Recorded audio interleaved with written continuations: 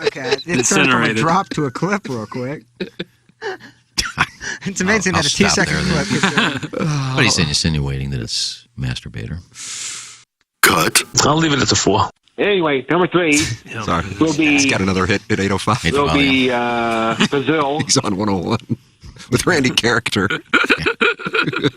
Tim, I'm still talking. I apologize. I thought. Oh, you crossed the line now. Yeah. Thank That's a you, great Iggy. job. Iggy's my muscle. I have the mic drop number 2. Oh, good. What do we have? You have to go onto the 101 Number 2, app. Canada. Number 1, United States of America. Yeah, Larry. I mean, when Larry starts going with these countries, Doug, do not interrupt him. Yeah, he's got to go now. He read those off while we were talking. All right, what's the mic drop number? You have to go onto you have to download the 101 app, and then it's That's not happening. It's an option to do it. You can send a mic drop. What's happening, Larry? He's had enough.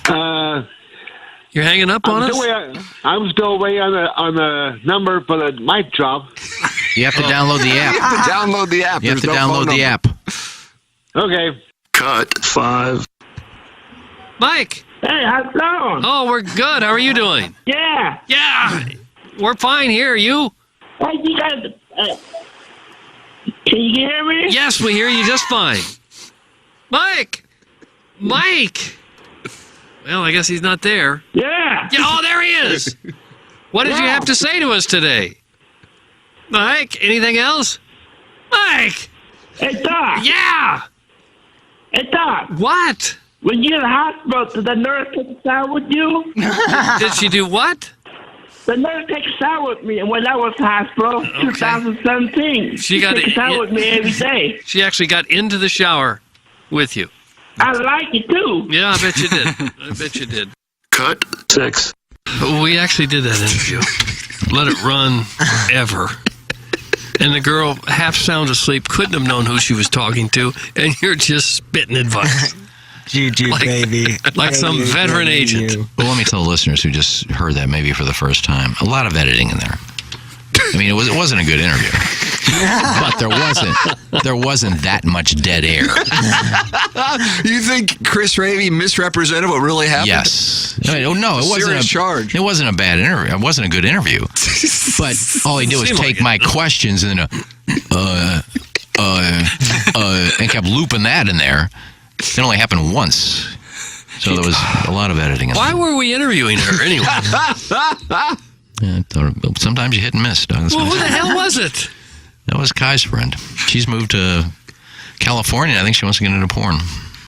And those were the cuts of the week.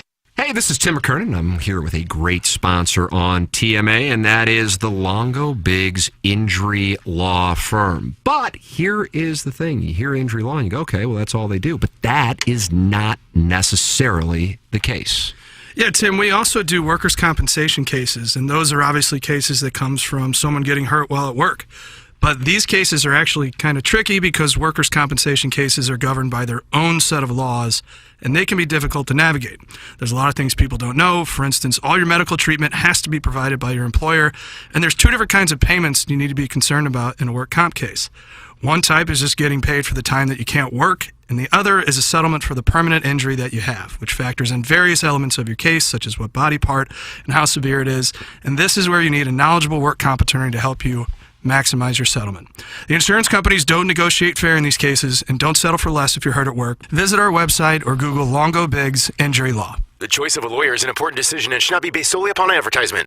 I'm Tim McKernan here with Action Jackson talking to you about Mark Hanna. TMA listeners have a lot to think through financially, whether it be saving up for their child's education or planning for their own retirement and everything in between. Whether you're like me and just getting started with your financial planning or you're already retired, call Mark Hanna. It all starts with a 15-minute phone call to discuss your needs and design the right strategy for you and your future. Visit evergreenstl.com or give Mark a call at 314-889-0503 today. Mark Hanna offers securities through Equitable Advisors and insurance and annuity products through Equitable Network, LLC. With the fall's cool weather upon us, we hope you'll let Lee May Concrete Block help you with all your landscaping projects. We have been a locally owned and operated manufacturer since 1947, priding ourselves on the quality of our products and the customer service we provide. Lee May Block offers a complete line of fireplaces, outdoor living kits, decorative retaining wall blocks, ready-mix concrete, masonry block, as well as concrete parking curbs and air conditioning slabs. Please come visit our showroom off South Broadway at 326 East Courtois, or visit us online at LeeMayBlock.com. Live from the Michelob Ultra Studios, KPNT-FM HD2, Collinsville, St. Louis. This is TMA All Day. Rise and shine, St. Louis. It's the Ryan Kelly Morning After on KPNT-FM HD2, Collinsville, St. Louis. At the Morning After STL on YouTube and on TMASTL.com with Tim McKernan, Doug Vaughn, Iggy Strode, The Plowboy, and Action Jackson. 7:07 in St. Louis. You're listening to the Ryan Kelly Morning After. Welcome, friends, to the Michelob Ultra Studios. It is the Munganess St. Louis Acura and Alton Toyota 7 o'clock hour. Timothy Michael McKernan, Douglas Sullivan Vaughn, the Plowhawk, and Action Jackson. And Doug Jackson's in studio. I saw him sitting over there. Hello, Jackson. Hey, Doug. How are you? Iggy Fine. is out on day off today. Scheduled day off for the Megan Meyer Foundation golf tournament. It's always important to address where people are because the audience is predisposed to just assume people have been fired. What industry? It is. Miss one day. Can't take a day off without being fired or it just flat out being complained about. Doug, what is the lead today? You tell me. Probably the first NFL Sunday of the year. Somebody's lost their Sports Sunday touch. Is this over The Cardinals. the Mizzou? Somebody's lost their Tiger Board touch. Let's see. Iggy's golf tournament? That's the lead, the MMF. All right. No, it's the Fight Tigers. No. I don't think that's even in doubt, isn't it? Oh, probably not. Probably not. It was a I big guess. slate of sports, but yeah, I think that's when the most eye-popping local news. Well, I couldn't watch it again, so No! couldn't watch it again. Nope. James Carlton said he was going to share with us his code for YouTube TV, and I went to YouTube TV, and there was a code right there waiting for him. Nice. So I punched in that code. Oh, thank you, Jimmy. Thank you, Jimbo. Punched in the code and said, "Oh, you owe us $72.99." So, nope, sorry, whoop, nope, not doing it. 4 households can use YouTube TV on one account. That is correct. I Yes. bounced around and I fought it for We know that very well. 30 minutes, 45 minutes, and then I realized I don't want it this bad. Forget it. I won't watch. The interface is really nice, though. I love YouTube TV. Yeah. Yeah, waiting. That's from the Birthday Hawk. Doug, what does that mean? Waiting for something. I don't know. Maybe we were supposed to wish him happy Missouri. His birthday, Hawk. Let me see if we'll go back in the Birthday Hawks. Waiting. Has the mic's been turned on? Oh, are we not on? YouTube been turned on? We are on Playmakers. Don't say Playmaker. I like that a lot. Yeah, I don't know. Well, thanks, James Carlton, for giving Doug your YouTube code. Unfortunately, it didn't work. James Carlton. No. Maybe he'll give you yours at carltoninsurance.net. 314-961-4800. Go online at carltoninsurance.net. He's my insurance agent. He's the Plowhawks insurance agent. And he's the sponsor of The Colonel, who will be with us coming up in the 9 o'clock hour. Doug, last week, I think I brought this up. I know I brought it up on Balloon Party. I think I brought it up here on TMA. The Colonel's writer for Power Mizzou, who covers the football team, Gerard Hamilton, made the prediction that Missouri would win that game 20-17. Oh. And as you might expect, it didn't play well with the Missouri fans. So people are mad that someone made a prediction. And then, Pretty accurate. and then he was right on target. Right. I mean, he was within a handful of points of calling out the score. And he gave his reasoning. He said, this is who they are, this is what the offense is, and this is what the offense is going to be under Brady Cook. And this offensive line is not as improved as it was hyped to be, just like there was no quarterback competition. And so this is what you've got. And if indeed that is the case, then what you've got is problems. And what I've got is a lot of gratitude that I didn't strap $10,000 to Jackson as my drug mule when he went out to Circus Sportsbook, because that would be something I would probably short right now on the over-under 6.5. Yeah. For the record, K-State only a 4.5-point favorite. That piques my curiosity. At the same time, I think a lot of people were lured in by Alabama only -7 against Texas. We saw how that played out Saturday night in Tuscaloosa. But on the other side of the coin, Colorado was only a 2.5-point favorite against Nebraska. And we saw how that one played out.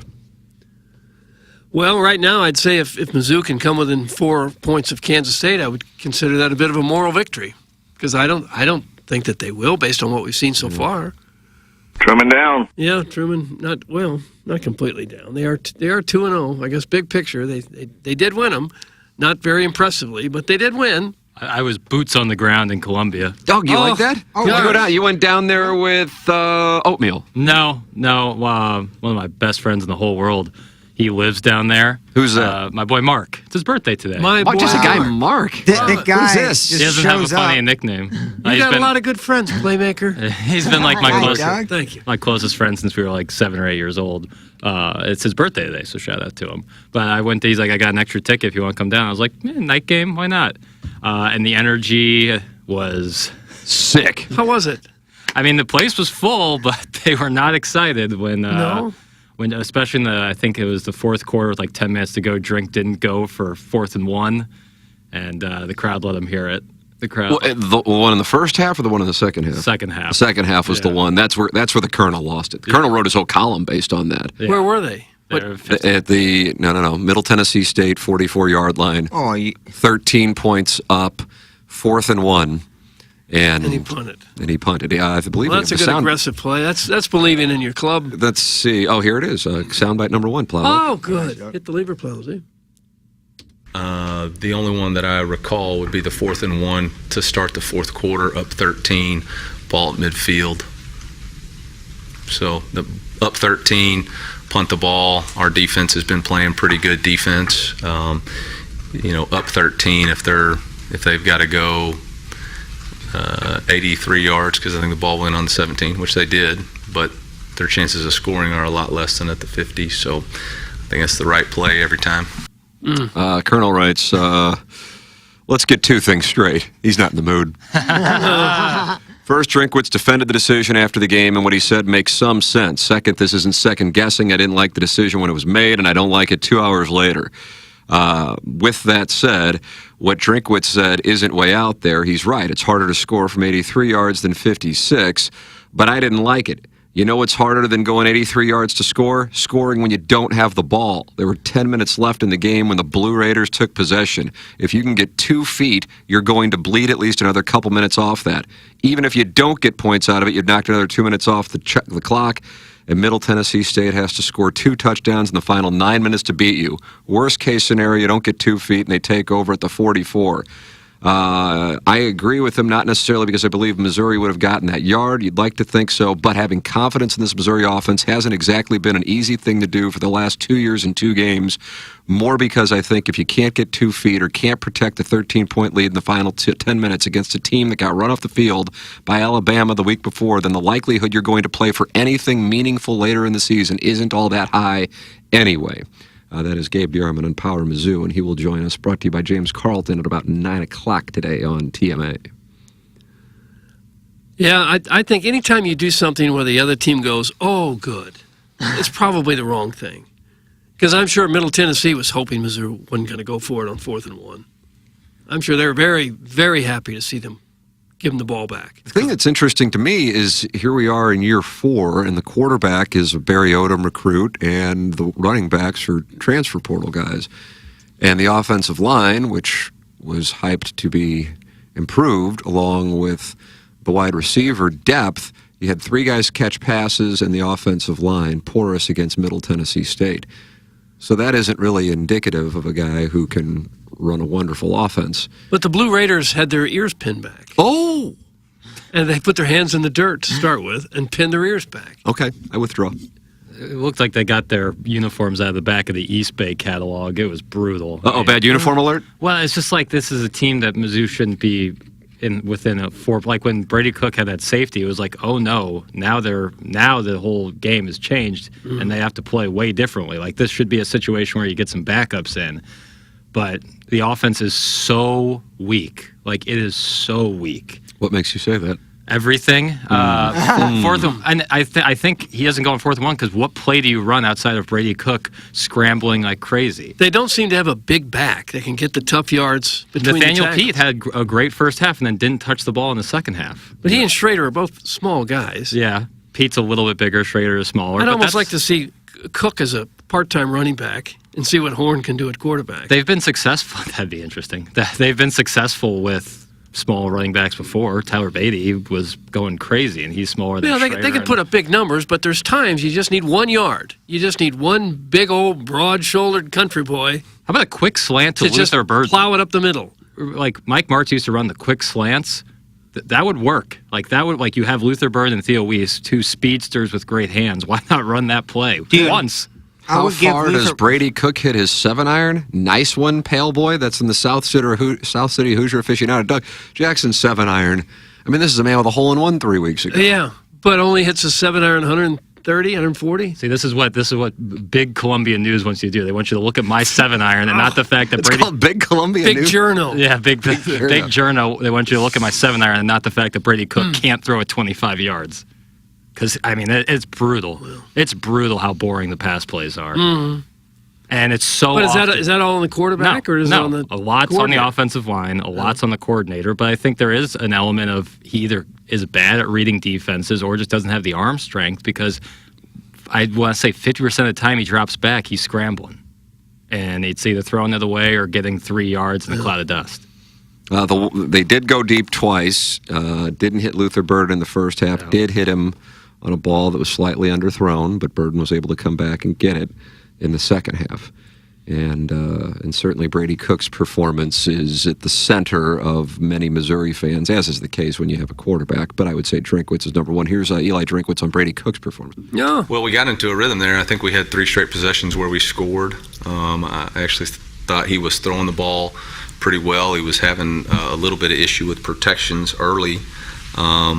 We were 7 for 13 on third down. He was 14 of 19 with 2 touchdowns. I thought he did a really nice job throwing the ball. Oh, boy. It's just. I mean, the playbook, It's like I don't we're know who to watching blame different it. games. Who do you blame it, though? Like, I'm a Brady Cook guy, but I think Sam Horn probably needs to play at this point. But does it even matter? Well, I mean, how do you execute that, though? Because if Yeah. you're not going to play him, you said you were going to play him the first 2 Can't games, play him against didn't. K-State. And I don't imagine that he's going to put him out there against K-State. And whether one believes Eli Drinkwitz or doesn't, and I think at this point most people don't necessarily give him a whole lot of credibility, you would have to, I think, believe Chase Daniel, who was in camp with him and said Brady Cook was clearly the guy. So I don't know what was going on in camp, but there's Chase Daniel, and I don't think he's got any vested interest in Brady Cook or Sam Horn. So I don't know what the situation is with Sam Horn. We saw 1 great throw against South Dakota, but as far as what goes on in practice and camp, nobody can see anything. Everything's locked down, as is the case with the vast majority of programs, for the record. This isn't a Missouri thing. Well, if you don't have time to throw, it's hard to be an effective passer. It's just they all look about the same when they're flat on their back. Yeah. And even a talented NFL quarterback is going to struggle if he's always running for his life. Yeah, you look at a guy like Caleb Williams, who's so impressive, but he also can just kind of step around back there, and it's certainly different than when Brady Cook drops back. But then you got to change offensively to counteract that with quick throws, quick plays to get the ball to your playmakers. So often it's like these long developing plays where it just nothing is ever going to work out. It's Mr. Licks is going after everybody on the dais this morning. Oh, Doug, and that's no. a shame. Quote, the offense is so weak, end quote, says the guy who raved about the receiving core and quarterback all offseason. Mizzou sucks. Hey. Get it through your head. This game result should surprise no one. That's from Mr. Licks. And then he comes back with, quote, I'm a Brady Cook guy, but Sam Horn needs to play. After 2 games, Plowsy's already changed his take. That's from Mr. Licks, and he's loaded for bear. Well, I didn't really get to finish my point. My Not even point having- was, did that even matter? Because, like, it looks like a high school playbook. Luther Burden should touch the ball 25 times. And I'm not kidding, because he's, like, the only one that can actually make plays, or has shown that he can make plays. Well, and I also never, sorry to interrupt No, you, no, Colin, you're but good. I was never on the core. I was not a Brady Cook. The receiving core I still believe is outstanding. I think you put that, any college program, they'd be happy with Luther Bird and Theo Weiss and Mekhi Miller and Mookie Cooper. But when you don't have a quarterback or a play calling ability to utilize them, What's it going to look and an like? offensive line. Yeah, that's a so big much thing. goes back to the offensive line. I don't know what this. We didn't talk about this. Hey, Mark, happy birthday! Now bend over and you better bite down hard because man, the boys are coming in hot and heavy, and you won't be sitting on that birthday hole for a month. You little bitch. Hey. That's from the recovering alcoholic from Belleville and Whoops Groves. Gosh, This he's guy out of control very, is very so- early. He is so aggressive with Jackson and his friends, but so submissive with me and Michael Wellington. Mark's trying to get 6'6", him under control. 220 pounds. Played college basketball, so I don't know if there's going to be a lot of dressing him up like a pig or something. Recovering alcoholic from Belleville just got himself He's gone. suspended. He's gone. Suspended a period of 2 days' time, and his name right now has gone into the suspension log queue. Munganast is our 7 o'clock hour sponsor. Say you need a whip? Perfect. Go to stlouisacura.com or altontoyota.com or call or text the secret number, which is 314-252-0029. It allows you to communicate directly with the wonderful people at Munganast. That's Jamie Burkhardt, Clayton Patterson, and Peter Munganast. 314-252-0029. And even if you didn't get your car from Munganast, get your car serviced at Munganast. It's Munganast St. Louis Acura and Alton Toyota. And how about this? You might be observing the wonderful hashtag merch. Let's see who's wearing merch. Me and the Plowhawk are wearing... Plowhawk's got the TMA Retro hoodie. That's a sharp-looking hoodie. It's so warm and comfy. Is it cozy? It's a little chilly this morning, Doug. It's not chilly. Oh, it absolutely is chilly. I call it winter white. And I do like that. And I have the brand new Some People Like Things. Is that what it says? Some people Some people like things. Well, now you have a shirt. Some that people we don't can like so other I can just things. read from it. And some people don't like other things, which producer Joe coined about 8 years ago, and it was such an eye-opening statement. Now I live by it.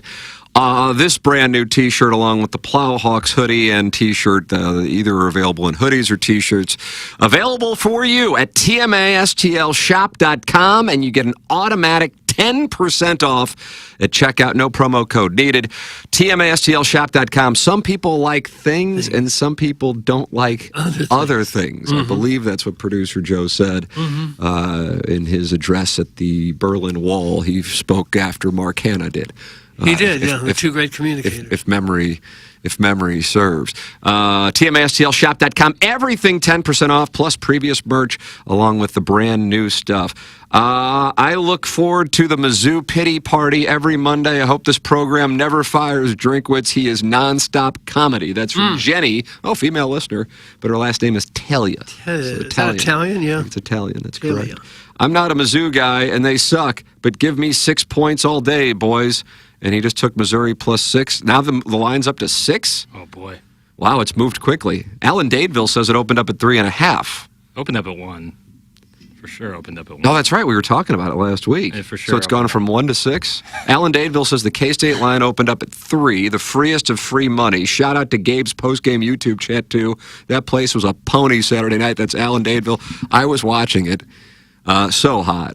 I mean, this is what happens. Just looking to the future, boys. I feel so bad. For Being together for 15 years, what do you do on a Saturday night at 10:30? You lie in bed and you watch Gabe on YouTube. It is hot. I was about to say, is there a better aphrodisiac? Oh, It's erotic. So hot. Mid-Missouri college football And so I'm talk? sitting there, and I'm just, there's silence while who knows what was on. I wasn't watching on the television because I was watching the Colonel on my laptop. And, every about 40 seconds or so, I would just giggle. Oh, would you? And my wife goes, so this is what you do.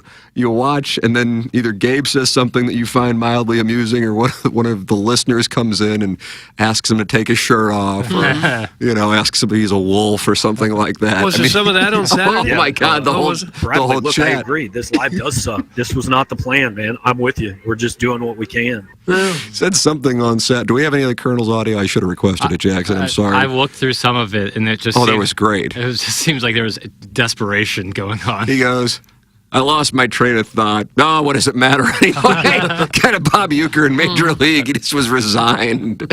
And they won. Like, that's the thing. They are 2-0. Well, he's the one who said about Gerard Hamilton's prediction that if that's what happens, he's going to stay off the site for 4 days. And then sure enough, it's essentially what wound up happening. Now watch him go out and beat Kansas State. Well, that's what I'm saying. Like, guess they could. Well, it seems like Mizzou has, like, especially against Middle Tennessee State and to an extent South Dakota, like this this like real soft approach to beginning. Like when you look at last year, the best game that they've maybe played in Drinkwitz's era here at Mizzou was against Georgia. And what did they do in the beginning of the Georgia game? They punched them in the mouth. They caused problems defensively, and they went for it offensively. Pin their ears back? To an extent, they certainly had a wide base. And now it's like, oh, we're going to feel them out, and we're going to run these run plays, and we're going to load the box, and then they're going to run it to the outside like everyone would have seen in the entire stadium, and they almost score. Like, they just don't punch anybody in the mouth. It's so soft at the beginning. Is it possible that they're holding some of the playbook back for when the schedule gets tougher? I don't think that. Thinking they would roll over the first two opponents and not have to show much? It would be beautiful meta. I just don't think it's the case because that game got real. I mean, that got it was real in the first half. I was at a birthday party on Saturday, and so I didn't get a chance to watch the first quarter, and then I popped it up on my phone. And it was like 3-0 in the second quarter or something. I go, oh, boy, this is going to be a situation. Yeah. And then I got home and watched the entire second half, and I thought, what in the world is the situation here? How can this be the case? And I told the Plowhawk, I texted the Plowhawk, I said, first thing I did when I got home, went to the Plowhawk's Twitter feed just to see what kind of activity there was. Was there some? And he immediately started... What were you up at the Bellagio hanging out? I was at the Bellagio, and it's a setup, and there was a nice contingent of Alabama, Texas fans. There wasn't many people watching the Missouri game. I'm not. Really, that's one of the core problems. It isn't a shot. It was on one half of the bar. The biggest screen was on the Texas-Alabama game, and then they had the Cardinal game right next to that, and the Missouri game went behind me. And I didn't really realize at the time how close it was. You know, I was eating my fried mushrooms and, kind of eating my nachos. Did you go burger? This is the Village Inn? Oh, yeah, me and right Madison. there on Manchester. That's where you watched it? Yeah, we split a burger, and it was, we just had You split a hamburger? Well, we also had nachos, onion rings, wings. Nobody splits a hamburger. We wanted the burger, though, so it was so good. Nonetheless, I didn't realize how close it was, and then we drove home, and that was when the Brady Cook somehow got a safety. I didn't see that play. I was driving. There was an offensive lineman who was absolutely blown up. So I thought the game was wrapped up at that point. Then I had a couple fun tweets, and then it was real when I did see the safety. I was like, oh boy. Yeah, Gone Cruton popped up in the truck. I swear, if someone who didn't know you were to look at your Twitter, they would not think you're an Illinois fan. 100%. Because the Illinois game on Friday night, no coverage. And the Mizzou's game, about 8 tweets. But Illinois is always about the same. You get 5 to 7 wins. Right. And it's nothing. I love Illinois, but I'm more of a basketball. I'll watch the football game, but there's no pizzazz there. I'll admit, I think that would be a barn burner with Illinois and Mizzou. Mm-hmm. I think Missouri has a better defense, so I think they'd end up winning. But so watching that Missouri game was much more entertaining than watching that. Hate watching. You're hate watching. I thought this was intriguing from Benjamin Hockman's column leading into the game. This is before the game. Take it for what it's worth, because that extension that Eli Drinkwitz got last year, which was surprising in November, and I feel like it got more surprising for people outside of Missouri, like people in college football in the SEC. This is from Desiree Reed Francois, who did not hire Eli Drinkwitz. Quote, "We're not going to accept mediocrity. We work really hard because we owe that to our state and we owe that to our student athletes. That's the given in this equation, and we're determined. Make no mistake about it. We belong in the SEC, and we're going to stay true to our core values. And we hire people with high character, low ego, nice, high outcome, and energy. Yeah, make no mistake about it. We're not here for a participation trophy." And I immediately thought of the GIF that KG and O-Town created of Drinkwitz running around like Jim Valvano following the 6th win against Arkansas last year that made them a bowl-eligible team. And then also, I didn't know if the low ego, high outcome thing was directed at anybody in particular, because Dennis Gates strikes me as somebody who would be fits that bill, right? Mm-hmm. But well, you had to pay him $6 million because you couldn't risk him getting away. Well, I didn't get that at the time. $6 million. No one did. But the belief is, and I don't know if if this thing does go off the rails and he loses his job, that I wonder if someday you'll have. Well, now Dave Matter works for the university, but Gabe, I guess, would be the person. Write a column on the details of how that extension took place. My understanding is it was not a Desiree Reed Francois production. It was, in particular, one specific member of the Board of Curators who's no longer in the position that they were in when the deal was done last November. So, well, he's got to be.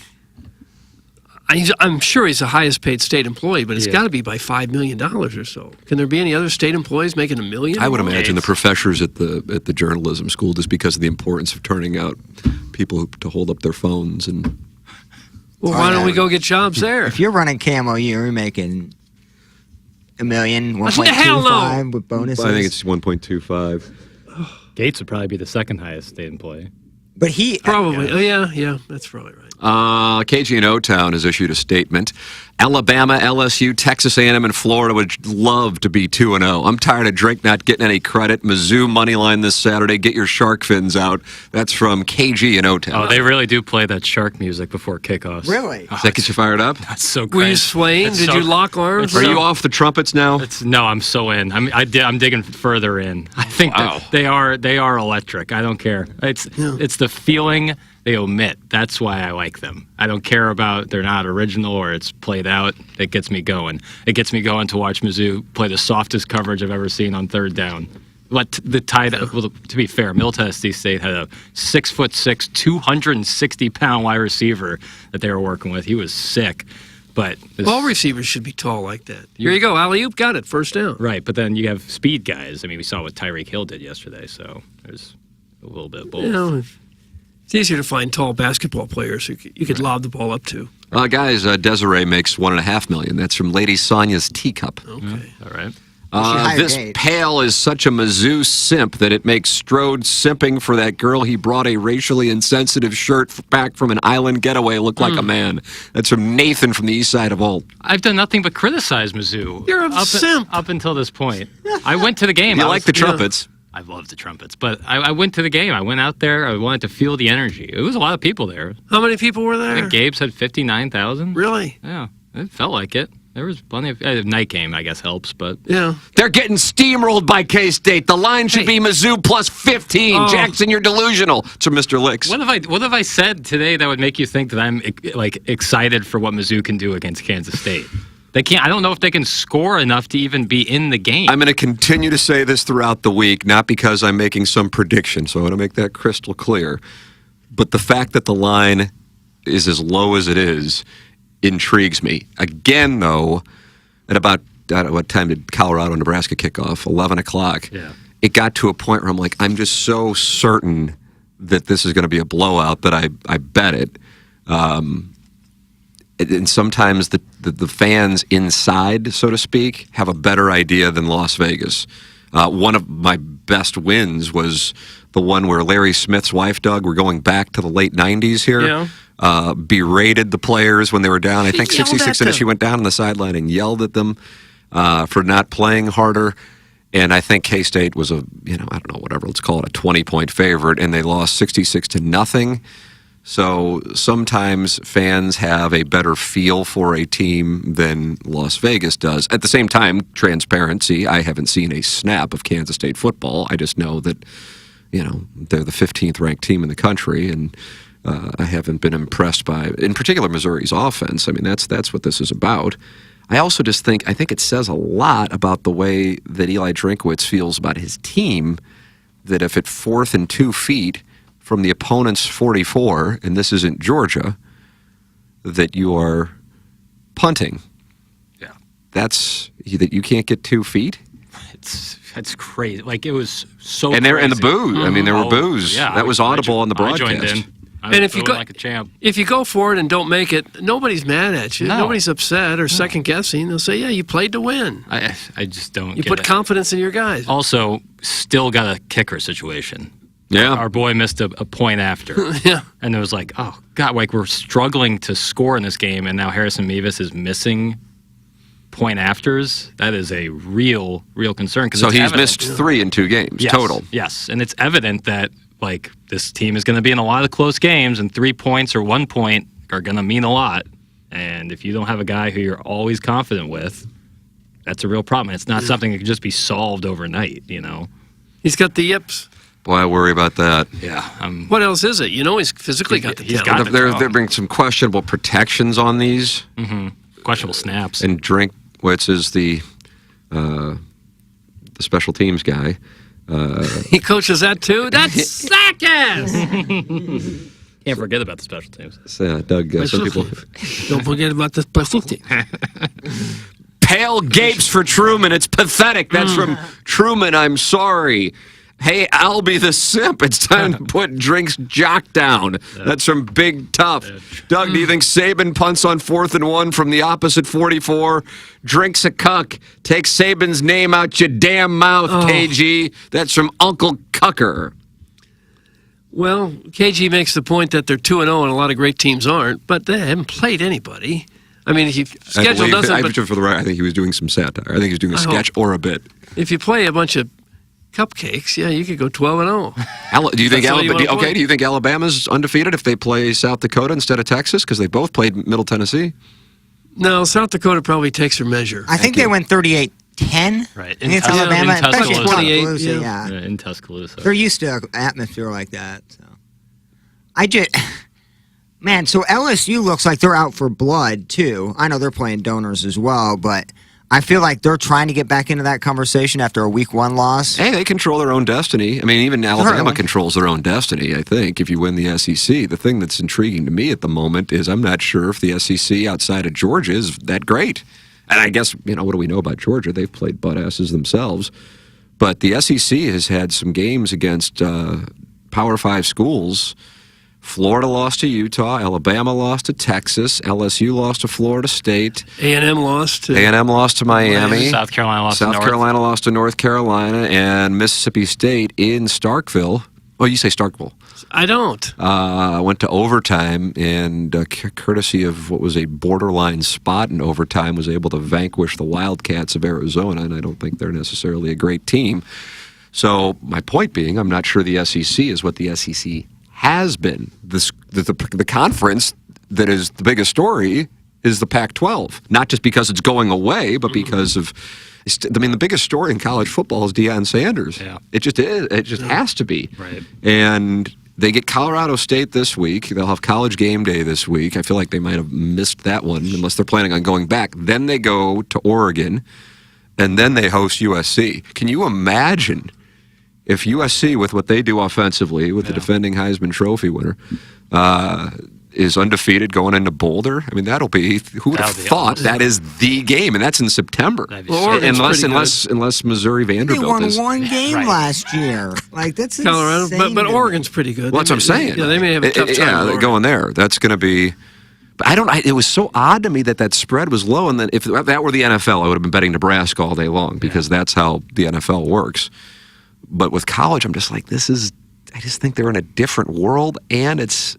Nebraska's just not going to be able to score many points. They're going to try to slow it down, but they're only going to be able to do so much. And they were able to for the first half. I watched that. But in the second half, Colorado really could have won that game by even more. Yeah. And USC's offense is otherworldly with Caleb Williams. Ooh. Georgia gets South Carolina this weekend. Florida State's up to 3 in the country. Quinn Ewers in Texas goes in and dominates. I mean, they dominated Alabama. They dominated Alabama. So, and then you still got Ohio State and Michigan lurking. Doug, what I'm saying is maybe this isn't the SEC's year. And if it is, somebody's going to have to knock Georgia because I just don't know if the SEC's got the depth that it has in the past. Tennessee was dicking around with Austin Peay. Yeah. Well, they were tied. Kentucky was dicking around with Eastern Kentucky at one point so far this season. I love the lane train, man. I think this year with the SEC kind of down, they do go to Tuscaloosa, but they play LSU at home, and obviously they play Georgia, but their schedule sets up to where, they get Alabama maybe on a downturn, depending on how that turns out, and you got LSU, which I think they match up favorably well. Georgia, maybe not so much, but that could be a sneaky SEC West team if it's not your typical Alabama and, potentially Georgia as well. The Loomster is not happy with the discussion. Every great team has a clunker. See Georgia versus Missouri last year. They won. That's all that matters. That's from the Loomster. Somebody posted that on Power Mizzou yesterday, and the Colonel said it was one of the worst takes of all time. Like, there's a difference between Georgia going into an SEC environment and not playing great but still getting a win, and then Missouri at home, like, edging out a win against Middle Tennessee. There's a clear difference in those two. Ole Miss was up 4 with 4:30 left against Tulane and their backup quarterback. Ole Miss has 0 defense. It's from the 314. I mean, I mean, they beat Tulane. Tulane was ranked at the time. I mean, they played a butt-ass in Mercer, but they allowed 7 points. So I don't know how you judge a defense that's allowed 27 points in 2 games. What's that giant pastry in your hand? It's a maple long john. Nice. Very but nice. They played Georgia Tech, who's decent, and then obviously back-to-back Alabama, LSU. That's you win those games. I mean, you're in the top 8, top 5. I think it's too early to dismiss Alabama because 100%. They'll find a way to get back. That's the thing about these non-conference games. It's a great thing to do because if you win them, it can be the tiebreaker to get you into the playoff. And if you lose them, you still go out and you win your conference, and you can be right back in the spot. Doug, either way, the showdown with LSU and that debutante from Little Southern Belle is still in play because Missouri, I still think, will be undefeated going into that game. Oh, you do? And Brian Kelly, maybe he'll be one loss. He's going to have his hands full. He's got Mississippi State, Ole Miss, and Arkansas between now and then. Chris Long, who's Jackson's hero, said he wouldn't go to LSU if he were recruited on his podcast. Here's what he had to say. If I was going to recommit to a school today, because we do this intermittently, we've named 2 of them today. Tulane would be up there, and so would NC State. I think NC LSU's State's off the list because they got blown out the other night? I mean, yeah, Brian Kelly. I'm not playing for Brian Kelly. I'm sorry. You're not going to have me on that twist and circle doing a white guy dance with Brian Kelly. Oh. No, I don't do that stuff. I just play ball. How's that backfiring? I thought that was wonderful. If you're 17 years old, have a 63-year-old gentleman grinding on you on social media. And he committed to another school the next week. Yep. It wasn't even That was the last straw. Stanford Steve teed them up real nicely on that one. Well, with LSU, you probably play for that tradition and that stadium as much as the stadium, the fans. Yeah, I mean, Baton Rouge would be fun to play. I mean, I think that's just a fun place. Yeah. Plowboy, did Middle Tennessee beat Miami last year? That's from the 314. I don't know.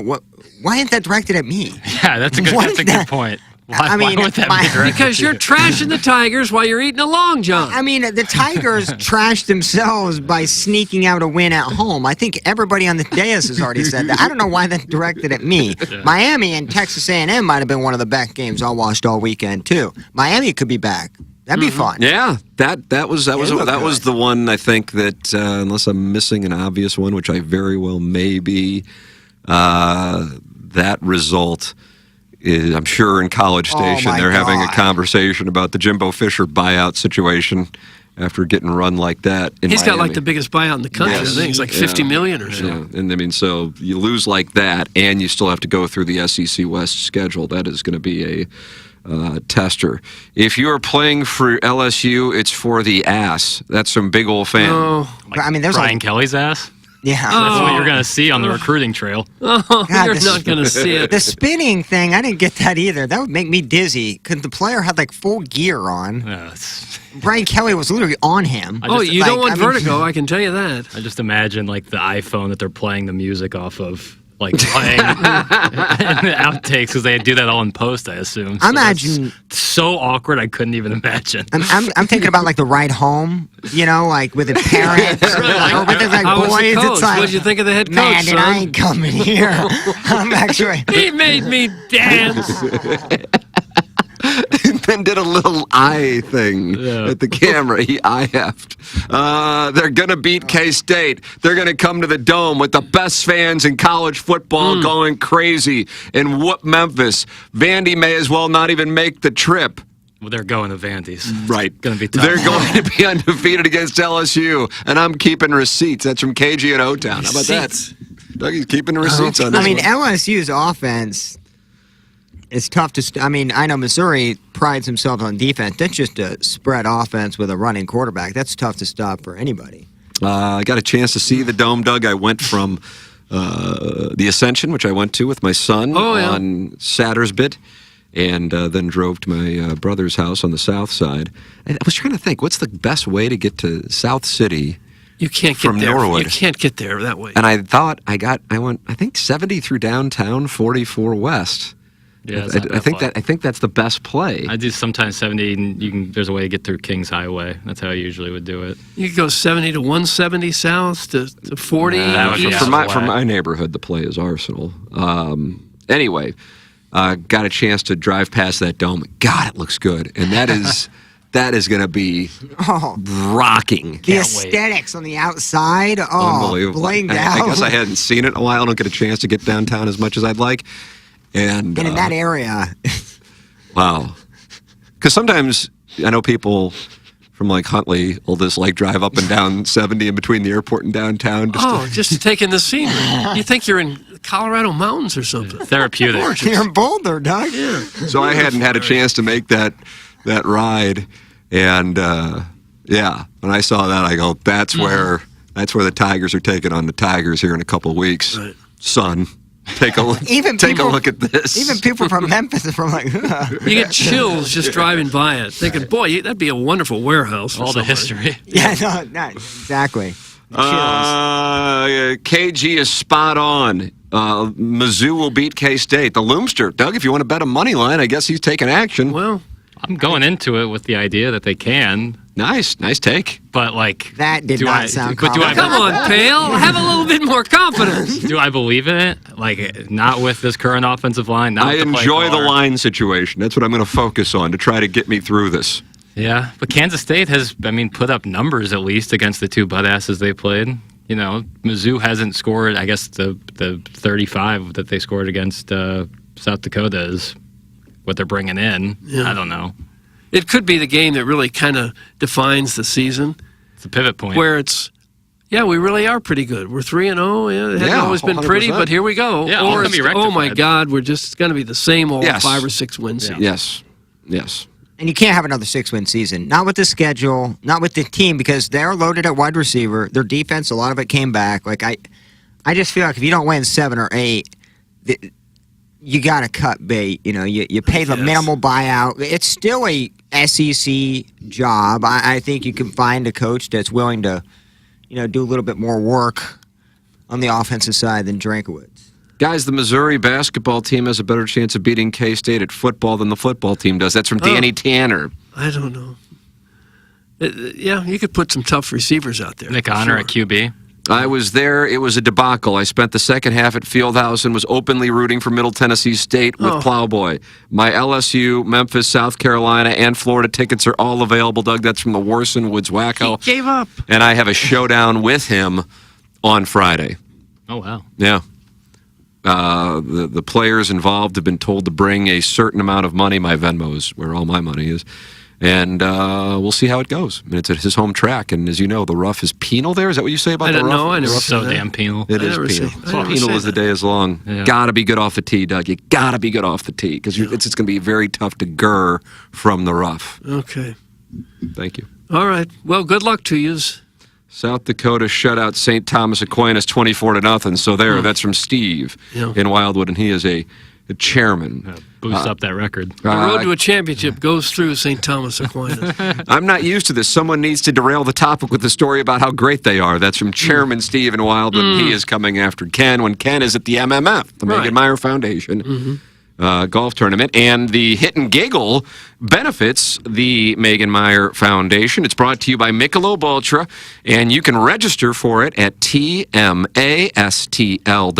It is Friday, October 6th. At Family Golf and Learning Center, your $55 ticket will include 9 holes, beer from Michelob Ultra, and lunch or dinner, depending on your tee time.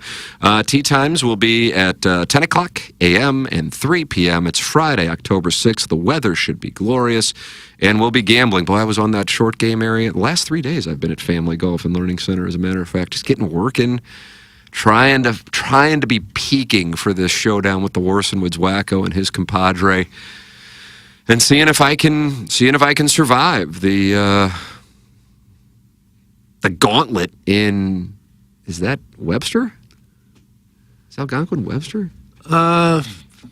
Probably. Maybe, would it be Glendale?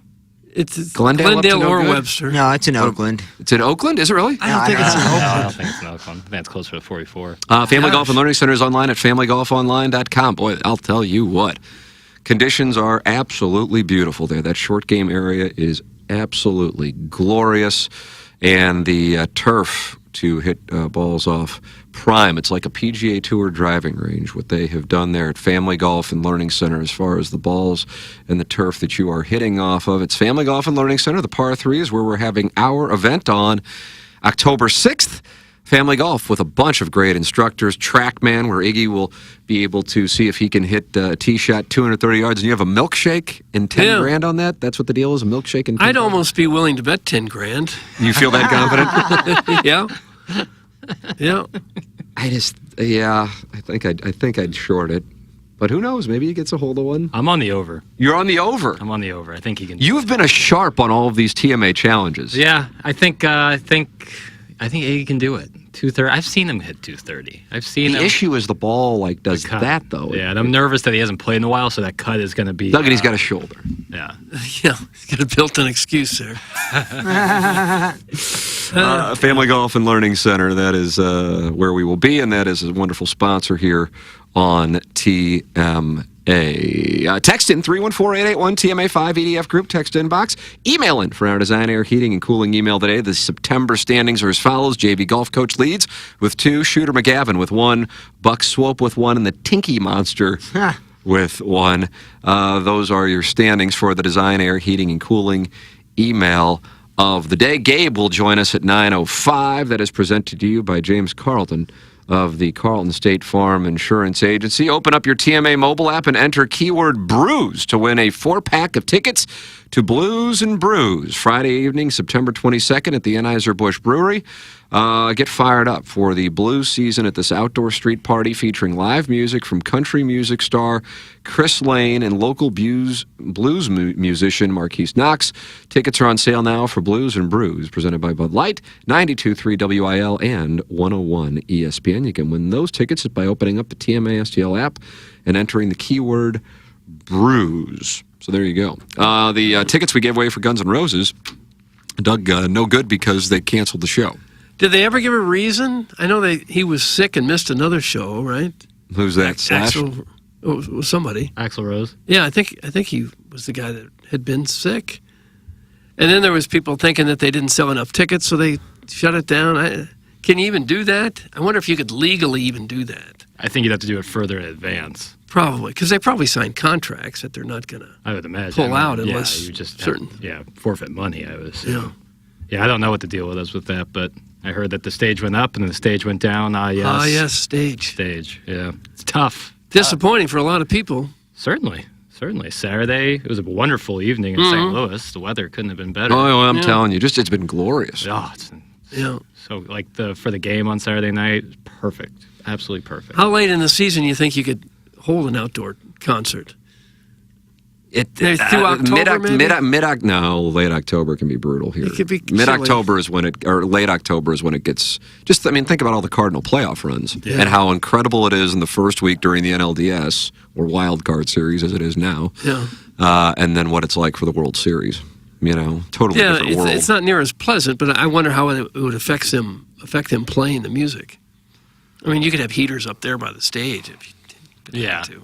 I think it would be the crowd that you're more worried about than the performer. You can figure that out because they play when it's hot, and you're hot. Nice. Who was that designed to? Whoever wants it. Ooh, bad boys. Oh, Padel's feeling a little randy. It is our Munganess St. Louis Acura Alton Toyota 7 o'clock hour here on the Ryan Kelly Morning After, and you are welcome to be a friend of the Feather and get involved anytime you would like. Engine Joe's K-Ride Magic Man says the Mizzou atmosphere was pathetic. Me and my neighbor Richie didn't hook up with a couple of horny dudes until 10 p.m. Oh, it took that long. Yeah, usually it's... Loomster is a Mizzou denialist. This team hasn't been good for 10 years, and there's no evidence that's going to change anytime soon. That's from the Hunchback of Vaughan Castle. Mr. Siders. I met Mr. Siders. Did you really? Yeah, at the Ascension. Yeah, I saw Mr. Siders. I saw Hale Irwin, Nancy Lopez, Craig Berube was there, the Wizard, Steve Ott, Chris Pronger. It was perfect. Great crowd, great setting. Steve Flesh, Doug, went out and sent the course record, and he ships it. 62. Michael Wellington, I followed around Wellington and Tim O'Neill, and saw Tim birdie number 9, about a 35-foot putt. Had some problems on number 18 on Saturday, double bogeyed that, and kind of took himself out. But I don't think anybody was going to catch Steve Flesh with shooting a 62 with his son on his bag. So tip of the cap to everybody at Ascension. That was a first-class event, and I think anybody who went there had to enjoy it because of the conditions and the way they set that up. And Jackson and I will be playing that course today. Yes, sir. We're playing with Matt Blassie, who won the... Classy Freddie Blassie? I don't know if there's a relationship or not. Huh. He won the TMA app contest, 2,700 entries. Matt Blassie is the lucky winner who's going to get a chance to watch what has been described as a ball-striking clinic today at Norwood Hills. Classy Matty Blassie. I like that. Yeah, I like that.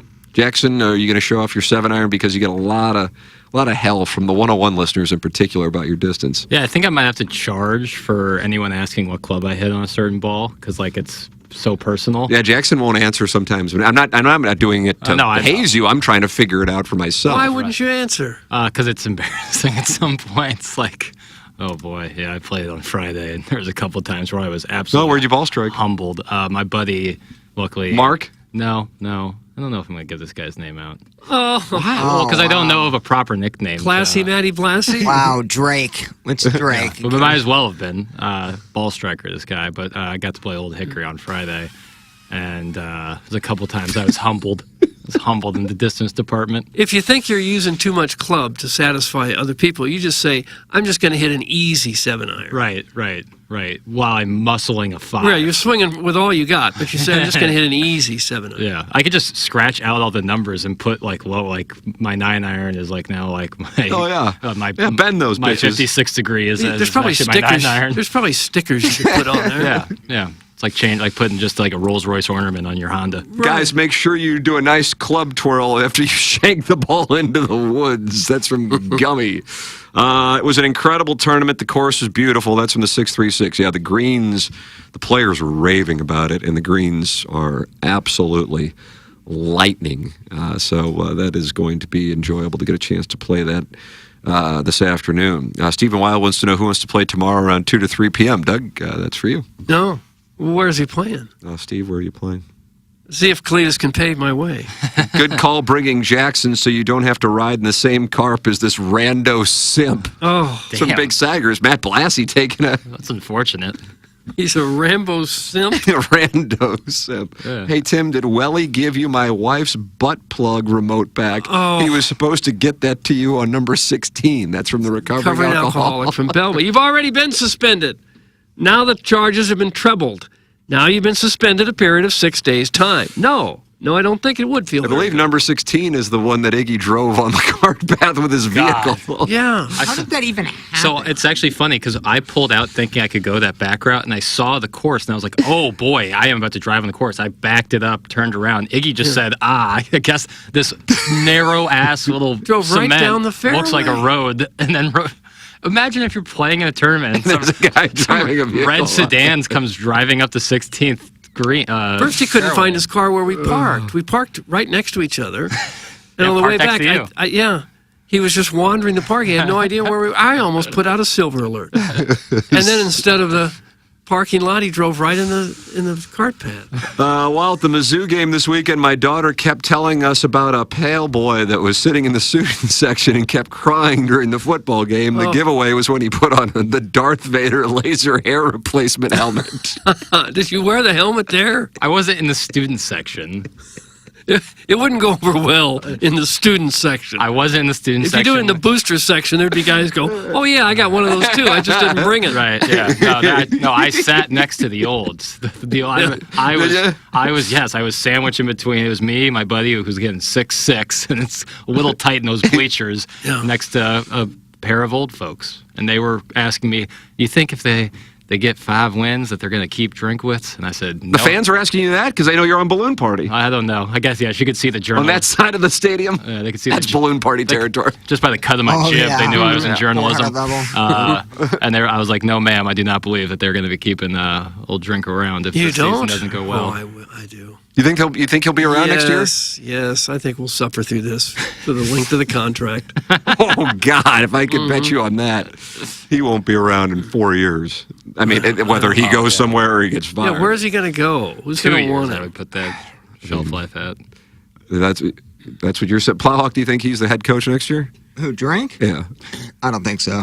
He's Plowhawk shortening. Boy, I do. I thought, because I had high hopes, 8 wins, and that he'd certainly keep a job then and keep his recruit. I would worry about, the recruits that they have in hand are not, there yet. And so if this thing goes south too far, and you start losing recruits or losing that edge, that's when I think you got to cut bait, more so than just getting 6 games. I think winning what 6 recruiting games. have they done to make you think that, this program's going to be a contender? Being in the final 2 with Ryan Wingo, who I think is an absolute beast. Williams Nwari, or if I'm not saying that correct, I apologize. Winari, thank you so much.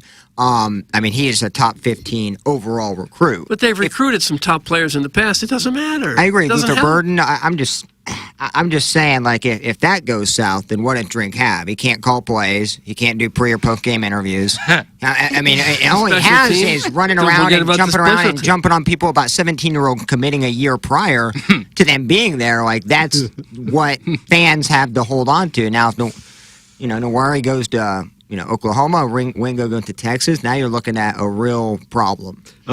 Guys, the Mizzou Olds are banty. When I was Truman the Tiger, I sprayed the Olds with my little fire hydrant instead of the student section, and letters were sent to get me kicked out of the university. That's from Buzz, Doug, and Buzz won the Milagro Tequila Listener of the Month in June. I wouldn't think it's okay to spray people with a fire extinguisher, no. Probably not. I think that might get you thrown out of any school. To be honest, I would not be happy if I would know where I was watching Mizzou up 6 on Middle Tennessee, and then Truman sprays me with water. Oh, I'm to Tiger Board, which is the place for the Mizzou Olds. Yeah. On Saturday night.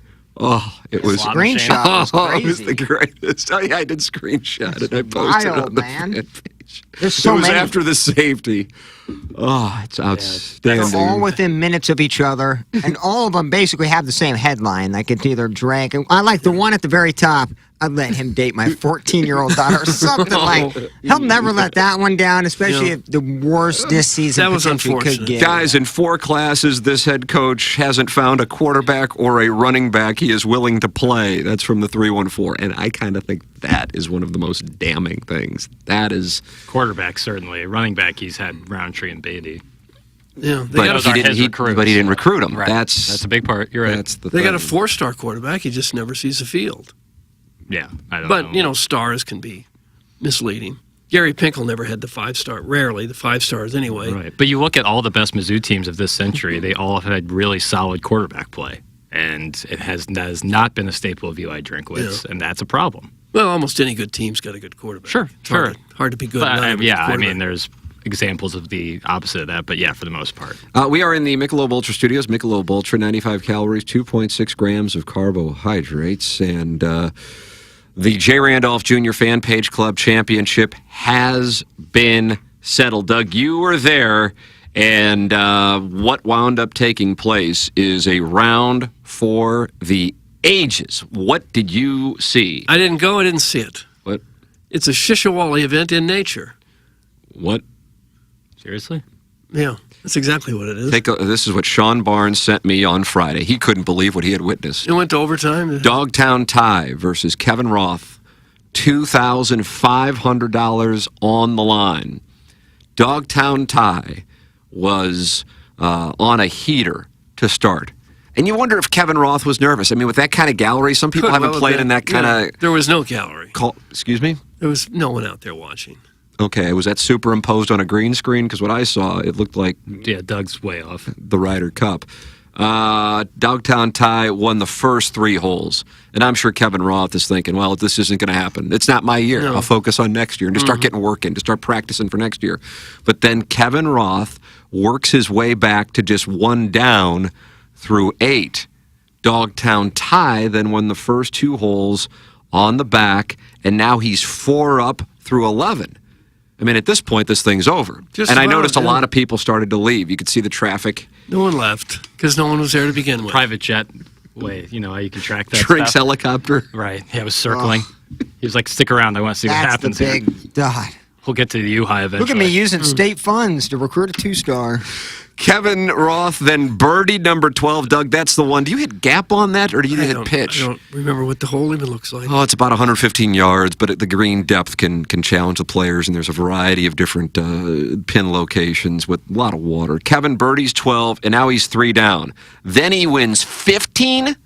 Then he wins 16. Then the players head to number 18. Kevin Roth is 1 down with $2,500 on the line.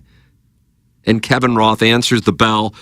He wins 18, and we go to sudden death with the J. Randolph Jr. Fan Page Club Championship on the line in front of however many people were None. there. And that's where Dogtown Ty ships it, and he wins it on the 19th hole to become the 2023 J. Randolph Jr. Fan Page Club Champion, presented by Michelob Ultra. Unbelievable. Do I have to get another old sport coat out of my closet? Oh, yeah, that's right. Where is that one? I guess Chris Heck is wearing the one? They get to keep it, of course. Nice. I mean, who did Dogtown Ty beat? He beat Gee, right? That was his big win. Yes.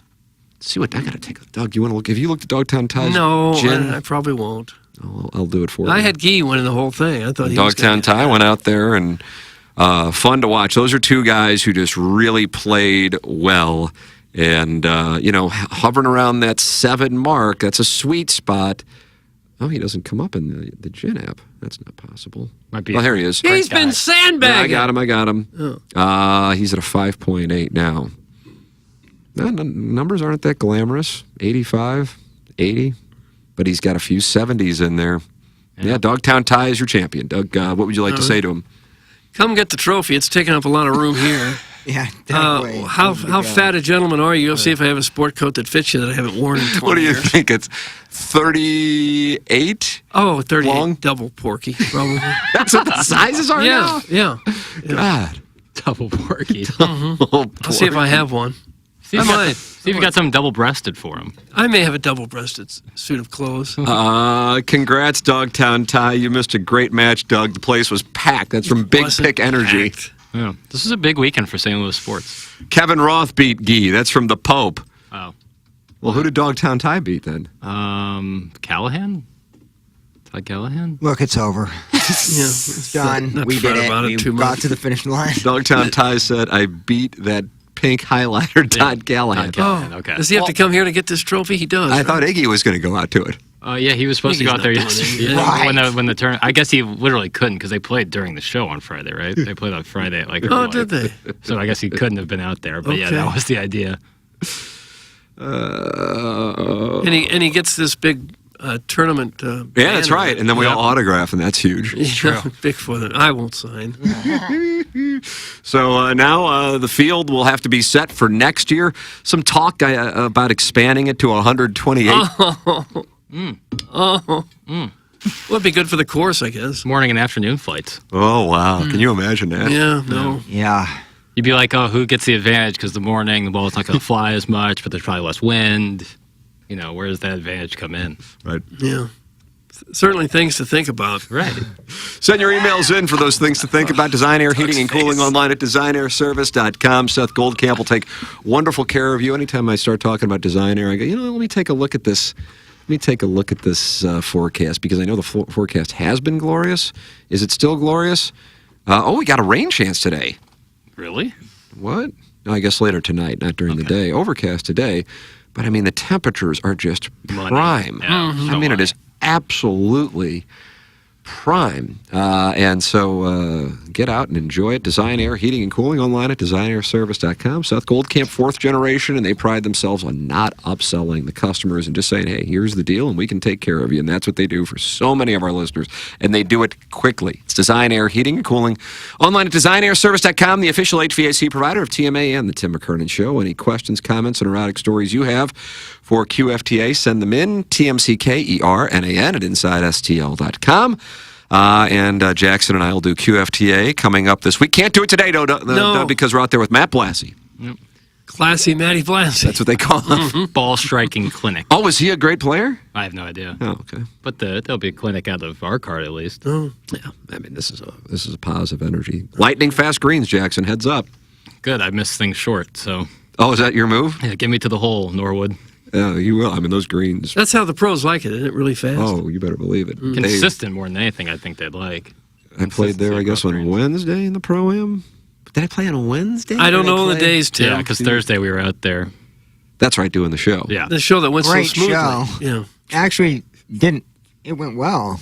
Have Wow. we submitted that to the Marconi people yet? Jackson's not over. Dark days. I think the good news there is that might be the show's last remote. Oh, that'd be lovely. I think that's kind of the breakthrough. Yeah, it's like this is what I've was nervous could go wrong, and then it went wrong. So it was like, there's just no point, right? Right. That's what I've always said. It's like the whole point. Like we have all of this wonderful equipment in here. We can do the show basically flawlessly from here. Oh yeah. And you take it on the road, and everything is Wide Delta up for snatch grabs. Snatch grabs. Send your emails in the morning after at InsideSTL.com. You can get the wares that the Plowhawk and I are wearing 10% off everything at TMASTLshop.com. I have the some people like things, some people don't like other things. Producer Joe, and he addressed the crowds at the Berlin Wall with that statement. Plowhawk's got the TMA hoodie. All of these things are available in hoodies or T-shirts, and you can check them out 10% automatically off when you go to checkout at TMASTLshop.com. Brand new shirts and hoodies coming out daily, including War Gerbil. War Gerbil looks good, too, by the way. Really good. So that'll be coming out, I believe, this week as well. TMASTLshop.com. Check out all of the wonderful things that are being created in there. It is wonderful. TMASTLshop.com. 10% off automatically, and you can get these wonderful shirts and hoodies. We'll take a commercial break, close out the Mungan St. Louis Acura Alton Toyota 7 o'clock hour. This is the Ryan Kelly Morning After from the Michelob Ultra Studios.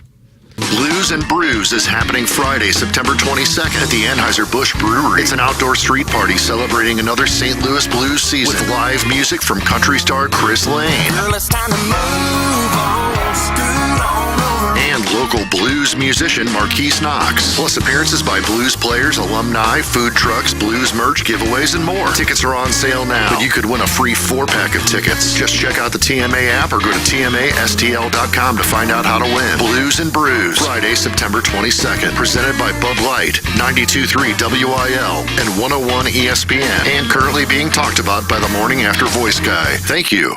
Live from the Michelob Ultra Studios, KPNT-FM HD2, Collinsville, St. Louis. This is TMA All Day. Hey, if you like the Morning After, check out Balloon Party on 101 ESPN, HD1 by the way. It's sports talk with Tim McKernan and Action Jackson from 10 a.m. to 11 a.m. each weekday, right after the Morning After. It's the worst named show in the history of radio, but the content's pretty good, so check it out on 101 ESPN or get the podcast on the TMA app. Hey, this is Tim McKernan. I am here with a wonderful sponsor of TMA, and that is Longo Biggs Injury Law Firm. And this is something that I experienced, as a matter of fact, years ago. If you get a call from an insurance agency, if you were in an accident, they are not necessarily working on your side. Isn't that right? Yeah, Tim. I mean, in almost every case, there's going to be an insurance company involved. You know, they typically insure whoever caused the injuries to you by the person or the business that caused it. And unfortunately, from the moment your case begins, the insurance company is actually working against you, trying to minimize their payout. You might get a call from like somebody who seems like to be a really nice person who's just trying to see how you're doing, but their goal is actually to get some information out of you to turn around and use it later to show that you're not as hurt as you actually are. Insurance companies have specialized systems and thousands of workers who follow a playbook to pay you as little money as possible when you're hurt. This is Doug Biggs, and my injury law firm hates insurance companies and their deceitful tactics, and we'll make a fair fight out of it. Visit our website or Google Longo Biggs Injury Law. The choice of a lawyer is an important decision and should not be based solely upon advertisements. Here's Action Jackson with 3 more ways to get TMA content. Watch TMA on YouTube. Click the bell to subscribe. Download the podcast. Find it at TMASTL.com or wherever you podcast. And check us out on TikTok at TMASTL. Thanks, Jackson. It's the Ryan Kelly Morning After on 105.7 FM HD2. Okay. Hot takes. Yeah. Pepperoncini. Pepperoncini. And now the Pepperoncini Show with Darren Atkins and Ken Strode. All right, take it, fellas. There it is. That's the open. Pepperoncini. Pepperoncini. Pepperoncini. Pepperoncini. Pepperoncini. Pepperoncini. Pepperoncini. Pepperoncini. We don't know what it is. We don't understand the name. We just know it's stupid. And it's available every weekday, featuring Iggy and the Plowboy. Apparently it's some kind of a podcast or something. Available at TMASTL.com and on the TMASTL mobile app. Whatever. Hello, it's Jackson for Rosalita's. TMA listeners know that Rosalita's Cantina has the best patio and the best Tex-Mex in town. From tableside guac to piled high nachos, the amazing menu at Rosalita's is full of classic Mexican dishes. Plus, it's always time for a margarita, and Rosalita's has the most delicious house and specialty margs in town. Enjoy happy hour specials Monday through Friday from 3 to 6, and let Rosalita's cater your next event. Check out rosalitascantina.com or visit the downtown or DePere location today. Time to get your fiesta on at Rosalita's. Biggie's Restaurant and Bar has been a staple of the community for over 30 years and is serving your favorites like the steak sandwich, waffle fries, and so much more. It's not just the food that's rocking. With a full bar and patio, Biggie's is the perfect spot for lunch, dinner, and a little laughter. Biggie's original hours are back. Open 11 a.m. till midnight, Wednesday, Thursday, and Sunday. And 11 a.m. till 1 a.m. on Friday and Saturday. Check out the full menu at biggiesrestaurant.com and stop in today.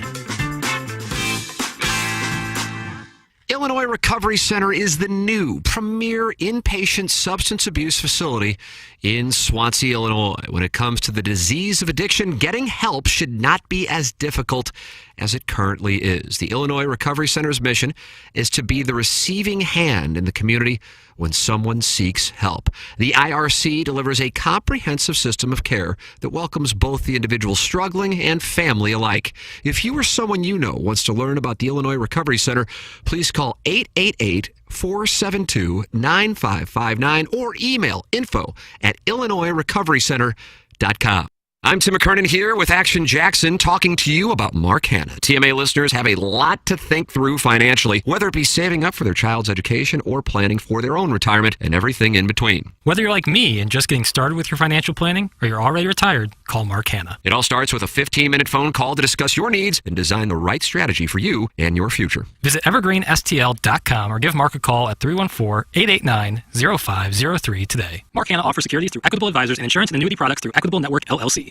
With the fall's cool weather upon us, we hope you'll let Lee May Concrete Block help you with all your landscaping projects. We have been a locally owned and operated manufacturer since 1947, priding ourselves on the quality of our products and the customer service we provide. Lee May Block offers a complete line of fireplaces, outdoor living kits, decorative retaining wall blocks, ready-mix concrete, masonry block, as well as concrete parking curbs and air conditioning slabs. Please come visit our showroom off South Broadway at 326 East Courtois or visit us online at LeeMayBlock.com.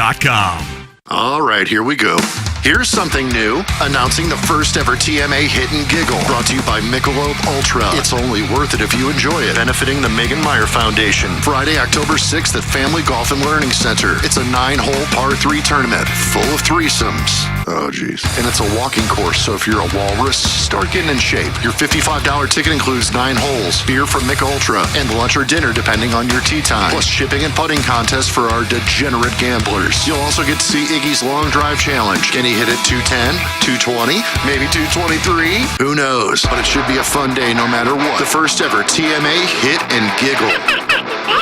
Brought to you by Munganess, St. Louis Acura, and Alton Toyota. Better than ever for you, their customer. And Family Golf and Learning Center. They make St. Louis better at golf. Visit FamilyGolfOnline.com. Tickets go on sale Wednesday, September 6th at 8 a.m. Get all of the Hit and Giggle info now at TMASTL.com. The Ryan Kelly Morning After. On KPNT HD2, Collinsville, St. Louis.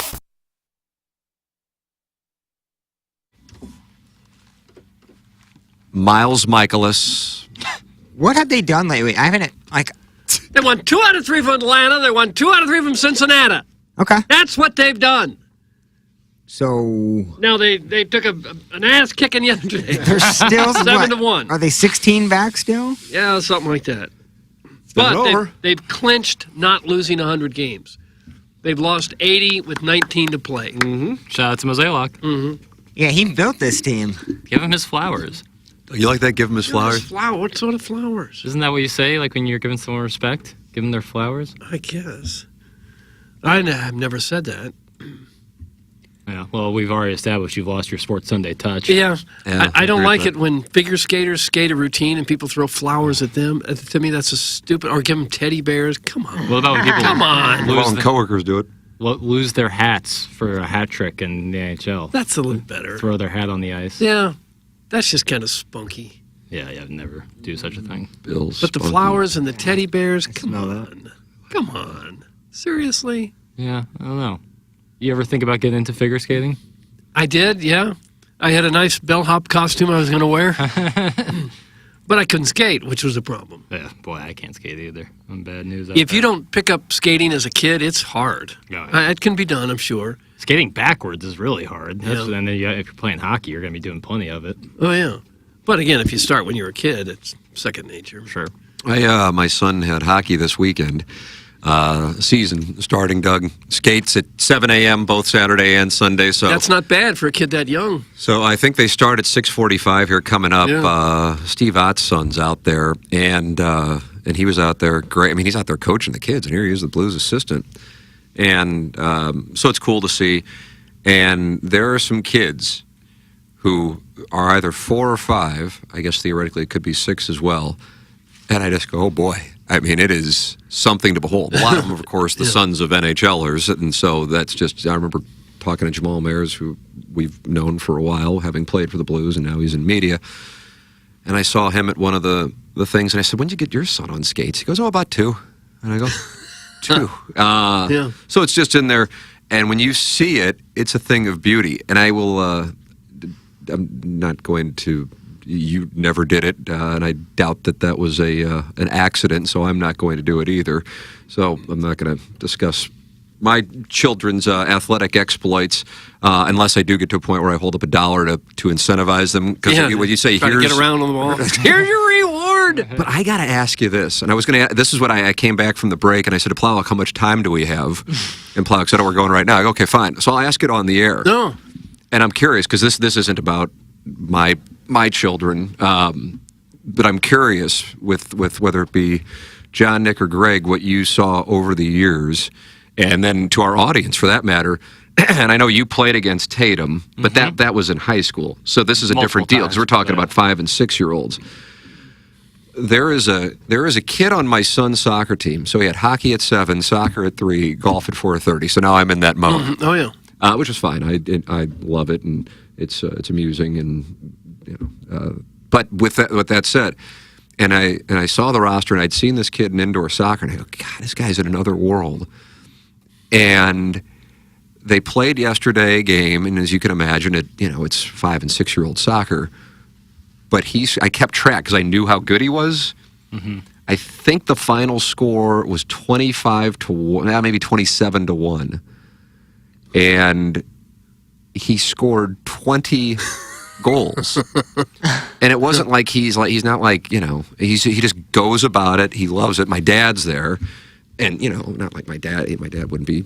So he was playing on World Cup teams or anything. He played soccer in high school and coached soccer, but it's not like he's some soccer guy by any means. But he could tell, and you could see like how he's shifting. I mean, again, 5 or 6 years old, back and forth, settling the ball, blowing past people. It's just, honestly, it's fun to watch. Yeah.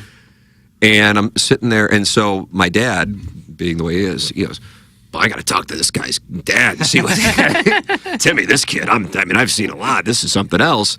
And so he goes and he talks to his the kid's dad, and he goes, the thing is, when we get home after the game, he just loves it so much he won't take his cleats off, and he'll just go in the backyard, and then he'll just keep doing it.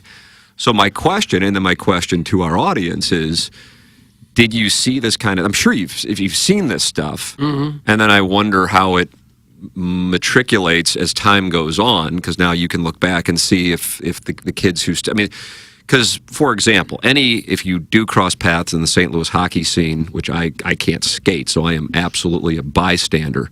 I go to these skates and I watch my son, and then I read Gabe's columns. That's what I do at 7 in the morning. But you can tell when it's an NHLer's son, they've been skating for a long time, they just have ability, and at that age, it's all about who can skate. And so that's not necessarily indicative because everybody eventually, if you play long enough, can skate. But the skills are different. This situation, and whether it be playing or going to my brother's games or my sister's games, and she won a state championship, so she was legitimately good, and she played at St. Louis University. I have personally never seen a gap in where the rest is in one player. This is, and then to find out that he is, it's not like he's, he just loves to do it. It's not like it's a father, going Earl Woods. Yeah. He just goes out there on his own and he loves to do it. So I'm curious what you saw in your time with. I saw a little of that. Usually, if they're that good, they move him up and play a year or two ahead to challenge him. So the coach of the team was felt badly. He's a great guy. And he's like, they don't have goalies at this point. I mean, it's super young. So then he plays him back, but then he's like, now I can play him back. So he kind of is serving as a goalie unintentionally because he wanted to try to, he wasn't going Jimmy Johnson, Jerry Faust on him, Very obscure reference for those of you who caught that one. It was let's just, he had a hat trick within the first 40 seconds of the game. So but it's not just because he can bomb it. It's the way he moves the ball, and I'm going, this is something else. So my question to you and the audience is, did you see this, and then did this wind up like if people saw Matthew Tkachuk or Brady Tkachuk or Tatum? Well, I first played Tatum in the 4th grade. Oh, was it otherworldly? It wasn't even that like he was the best player, and it's like everyone knew who he was. Part of that's because of his father and his godfather, Larry Hughes, but. Everyone knew, and it was so evident from the get-go that this kid was not only like a superstar, but like destined for all-time greatness kind of superstar. And it's different, and then people acted accordingly too. Yeah. So it's certainly you can tell early, and it's all about how much the individual loves the sport, because it's easy to fall out of love with a sport. Oh yeah, quickly too. I played against a guy in late grade school, middle school, high school. And late grade school and middle school, he was a foot taller than everyone and absolutely dominant in every sport. I mean, 30 points a game in basketball, no hitters and a couple home runs in every baseball game. And you thought, my God, this is the next Babe Ruth. Then didn't gain an inch or hardly a pound after about age 14 or 15. By the time he got to high school, he was just another guy. Didn't play anywhere else. But then the flip side you see sometimes too. There was a kid that went to school with my oldest, Johnny, who was the star and everything, and wound up being a first-round draft pick of the LA Galaxy. Really? Tommy Meyer was. Somebody texted in, asked Doug about Tommy Meyer. Yeah, I had him one year in CYC basketball. He was just fantastic in everything. Just a naturally born, gifted athlete, dominant in every way in every sport he played. And he did make it. Wow. But so was he? So he was dominant, and you could see it. There was no doubt. Yeah, he could have played. He probably should have been a baseball pitcher and made $100 million because he looked that good as a kid. But his dad had played pro soccer, and he wanted to be a soccer player, and he was, and he made it. Yeah. And now he's a model. You see his picture in some sporting goods stores. 10 feet tall, holding soccer. Oh, is that right? Thing. Yeah. Yeah, and then there's the opposite effect, like not the opposite, but like I went to high school, in grade school and all, with Jack Fox, who's the current punter for the Detroit Lions. Yeah. And he was a great quarterback, but no one really knew about his like punting ability in high school. It's just kind of what he did because he could do it. Yeah. And then he goes to Rice, has a good career, and now he makes a bunch of money and is one of the best punters in the NFL. And it's not, I don't know if he's like necessarily like in love with punting, but he's in love with football and making $1 million a year. Certainly in love with making money. But yeah, who wouldn't want to do that for 20 years? Right, exactly. So it's kind of like you can kind of like fall backwards sometimes into it as well. My youngest son played against Berger, the third baseman. He got 30 home runs this year with the Marlins. He played at CBC, and he was always really good. But you didn't look at him and think, well, wow, this guy's going to be a big-time Major League star. But yeah, he was always really good. I played against Ken Oberkfell in college. Oh, yeah, remember that name? Absolutely. 1982 world champion. Yeah, he was at Belleville Area College when I was at Merrimack. And we had a lot of good players at Merrimack, several that got drafted. But when we played him, it's like, oh, no, I'm not going to make it. He's going to make it. He was that much better than everybody in college. That's what Jay said, the late, great Jennings Jr. Because I'm like, okay, if you're playing at an SEC school in golf, you gotta be live to be professional. You know what I mean? You're not necessarily Tiger, of course, but it's got to be on your mind. And I said, so when did you realize it wasn't going to happen? Because anybody who got to that level also realized it wasn't going to happen. And he said, when I showed up to the driving range for our first practice, it was so clear. The guy that Iggy, and he did, Brett Quigley wound up finishing, I think, in the top 10 this weekend. Quiggs, as he's known on this program now. And that was the one that Jay said specifically he could tell. I mean, and if you play, whatever sport it is, doesn't have to be golf. Golf would certainly be the one where I think I can identify something just because it's what I now spend a lot of time doing. If somebody's got a good swing, even if they had a crappy shot, I know over time about what they're going to shoot. And Jay could tell right away that that was the case.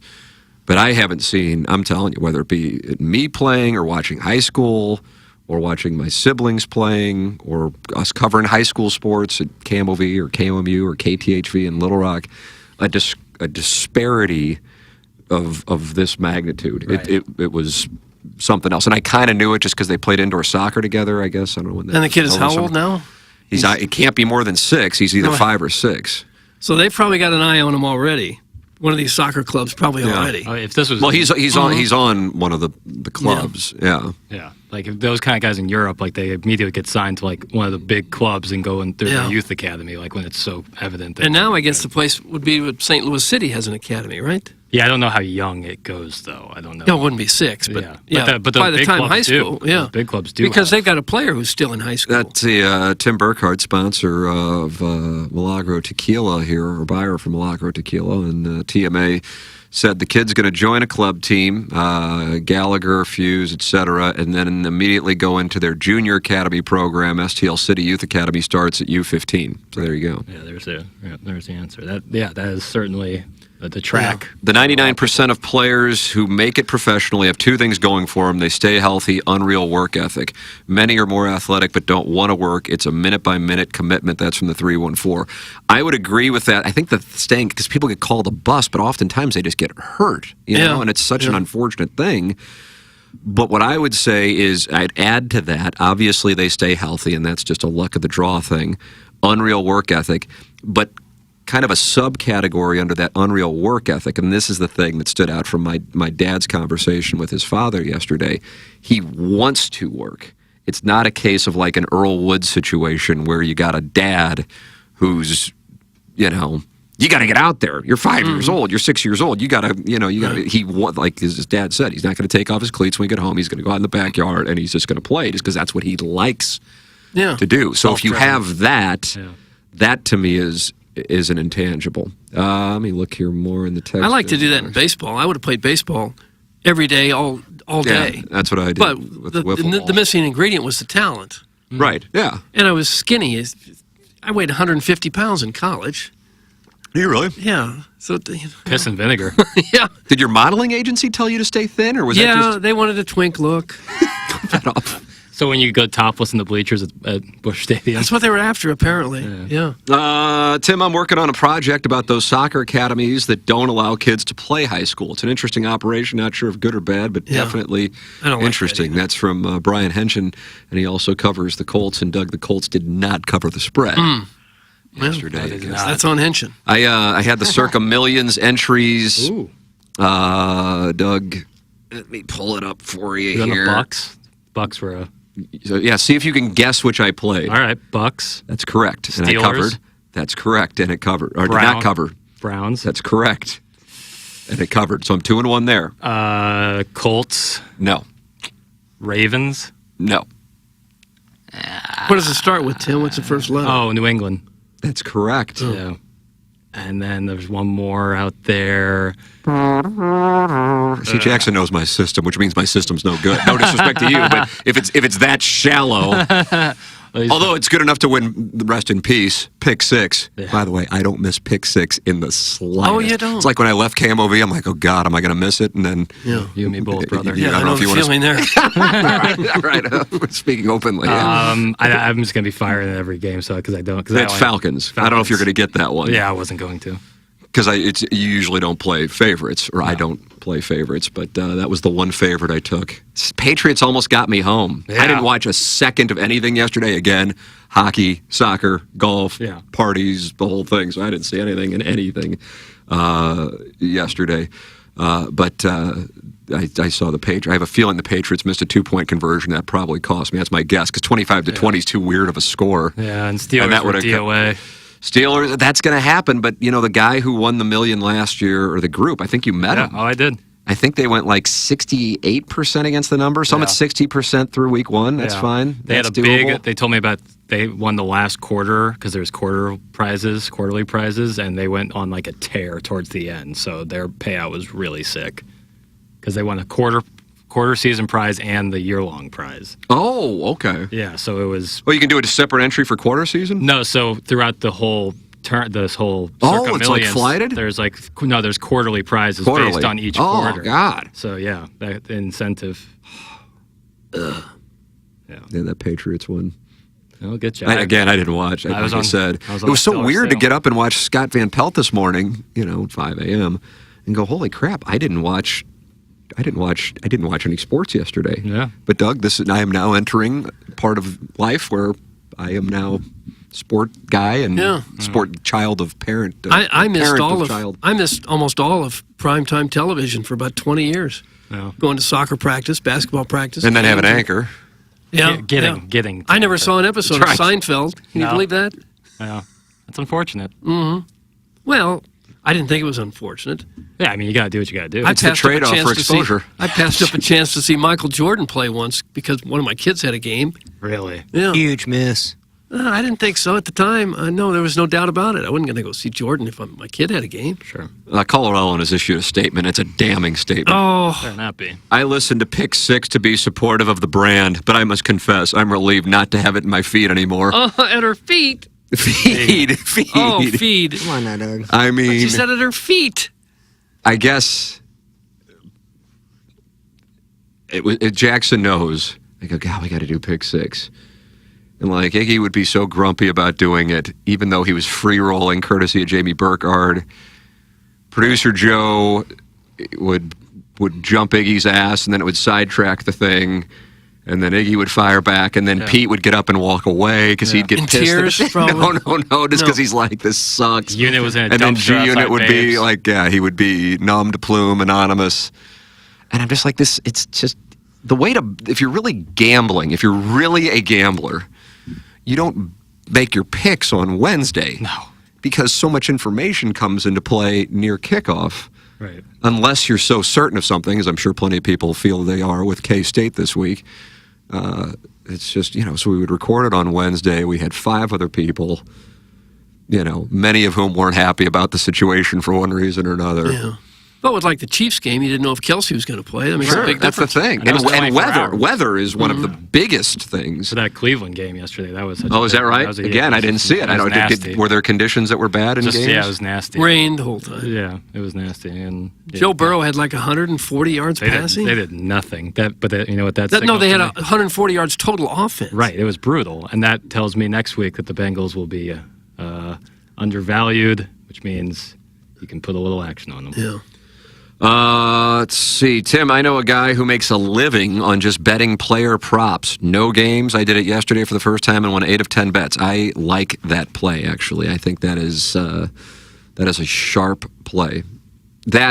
Truly, the little system, and I'm not going to say what the system is, but it's not all that high level. It's essentially the equivalent of fading the public, because I'm sure people are like, you were on the Browns and the Buccaneers and the Steelers? What in the world? But the public was all over those 3 teams. Or the opposite of those teams. They were on the Vikings, and they were on the Bengals, and they were on the 49ers. And so that's essentially what it is. And so that's what I'll do. And, yesterday it won 60% for me. Yeah, if I do 60%, I don't know if that'd win me money. I think I got to get up in the 65% in order to win in that thing. Having one hot quarter can make you get paid, though, so... Shout out Circa. I wish I missed Pick 6 for the tickle and slap fest known as Prod Joe versus Iggy. I missed that. Well, then when Iggy bolted last year after the Croatia game, he wasn't there. He quit at that point? Oh, He did. When he bet a team to win and they won and he lost the bet? That's right. He never told to pay up and said, nah. I coached no less than 1,000 kids in football, soccer, baseball, etc. How about Stephen Wildwood? A lot of the kids are good. However, 2 made it to the NFL, and they were so different than any other kid. That's from Steve, and he was in Wildwood. You got to have the genetics too. It comes Yes, into play, and not get derailed by something in your personal life. Sure. A situation at home where you got to go to work or injuries get early. involved in drugs, alcohol, things Right. like that happen to some teenagers. If you get a back injury early on in your playing career, that can hobble you for the rest of your playing career and certainly the rest of your life. Or you get one horrible coach and ruins your love for the game. That happens. Yeah. There's 1,000 different things that can throw you off track. Yeah. Let me see here. Jackson, Doug, would you tell us about your hair? Oh, I'd love to. Nice. I have my buddy Mark. I hadn't seen for a couple months. Oh, is he doing it? No, but he said, "Man, your hair's looking really good." Oh, is it? Really? I was like, "Stop!" Who Did told they you? notice that at the game when you had your helmet on? This guy Vaughn. You didn't wear it. But I was like, Mark, who paid you to say that? He was like, no, man, for real, it looks really good. I said, thank you. We got a hair restoration sponsor, St. Louis Hair Restoration, on the program, and they got me on this finasteride, just a little pill I take every morning, super easy, and then I wear that aforementioned laser cap every night in my home, not at Faroe Field. Oh. I don't think it would work as well at Faroe. Well, you got to plug it in, though, right? Oh, you got to charge So there it. wasn't a plug at You your seat. charge Otherwise, it. you would have taken it. Sure. Whatever you want. And you put it on 6 minutes a night, super easy, while you're watching the Cowboys smoke the Giants. You're getting your hair, the regrowth is helping right there, and then the finasteride helps curb the loss. And that combined, maybe I'll be a candidate for FUE, maybe I won't have to, but Doug, you did do FUE. I did, and now I've got friends every time I see them, they come up to my hat and they say, "What's under the hood? Anything growing under there?" Well, yeah, Nice. it is growing a little. I'm about 2.5 months in there. I don't know if you can see that on YouTube. Let's see what it's doing. Look at that. Yeah, there's I see the sprouts. Yeah, there's some sprouts up there. some sprouts. It does take a while. It doesn't happen immediately. But St. Louis Hair Restoration will go over all of that with you. Your initial consultation with Dr. Palinga and the founder, Greg Kryling. They will go over everything they can do for you. Everybody's situation is a little different, so there are different procedures for different people. And as Jackson said, they gave me the FUE procedure. That's the follicular unit extraction, where they shave the sides and back of your head and then take the little hair follicles that are in your scalp where it's growing thick and rich, and they transplant it to where you need it. And that's what happened to me. And I can tell you, for me, there was zero pain involved. I was there for 4 or 5 hours, but I did have lunch, Chick-fil-A. They brought me Chick-fil-A lunch, and I watched TV, and there was no pain at all. A little bit of swelling a day or two afterwards for me. Some people don't have any swelling at all. And then you put on a baseball cap or a golf hat to protect it for a week or so, however long you want to do that. And then you sit and wait for the sprouts to come in, and that's where I am. They've got all kinds of answers for all kinds of situations at St. Louis Hair Restoration. If your lack of hair is bothering you, if you don't like your hairline, if you never feel like you have a good hair day, do something about it. We got a great option for you right here in town. That's St. Louis Hair Restoration. Their website is stlouishairrestoration.com. There it is. And I was having some delicious barbecue this weekend, and that meant I enjoyed Andrea's. Andrea's.com is where you can go to get Andrea's barbecue sauce or the steak sauce, or check out the Steakhouse, and that is off of Collinsville Road in O'Fallon. Oh, yeah, sure it is. You nailed it. Yep, Collinsville Road in O'Fallon. Go support Andrea, is a wonderful sponsor of this program. And if you haven't had the barbecue sauce, Sweet Mother of Mercy, get it. It's Andrea's Steakhouse. Andreas.com, Andrea's Steakhouse. You can get the barbecue sauce and the steak sauce at Schnucks or at Deerberg's. The Plowhawk and I are wearing our wares from the TMA STL shop online at tmastlshop.com. I have the Some People Like Things, Some People Don't Like Other Things t-shirt. That is brand new. Everything is 10% off in the shop. The Plowhawk has the hoodie on, the TMA hoodie with the Banty Rooster logo. All of this is now available in shirts and in hoodies. Get yours at tmastlshop.com. That's tmastlshop.com. Okay. That's correct. Good work. Thank you so All right. much. Whew. I say we all go down to Columbia and construct an Afton totem pole in the middle of the rocks at the stadium. What do you say? That's how's that different from the Lemay? Yeah, what's different from the Afton one than the Lemay one? Smells like River the Pear. Which one? Lemay? Well, I guess both, actually. Yeah. The Afton dips into the That's edge what of... I thought. I don't know. The rock. Every time I look at those rocks, it upsets me. Oh, really? Is that right? Why? They're awful. It's so weird. Ew. Who wants to sit on a rock? And then you get Young tykes do. Yeah. Right. Yeah. Everyone's loving it. I've sat there before, and it is horrible. It's walk that almost high hard on your potent bum. offense. Yeah. And then they're like, "Oh, here's your senior gift. Here's this rock." Yeah. Like I'm sure the trash can outside the stadium is filled to the brim with the rocks after Oh. the seniors leave. What's that rock from that you keep in your trophy case? So that's what Mizzou gave me. Well, if you played there, it's 6 and probably 7. okay. The only thing I can put in my trophy case. Not wrong. What, that Battle of Arkansas trophy that Drink was so excited to win? That Is that a real trophy? It's that giant picture of the state of Arkansas and Missouri, and they wheel it into the locker room afterwards. God, I didn't know this. It's not a contrived rivalry at all. It's super organic. Doug, as you know, this show has spent a lot of time talking about possums. Possums? Yeah. We've had cast members sit on one or two.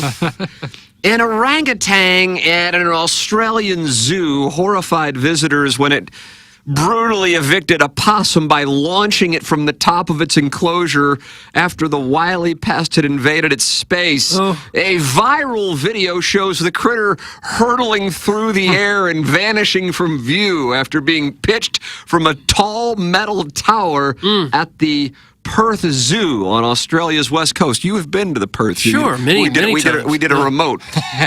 Several people can be heard screaming in the background, "Oh my God!"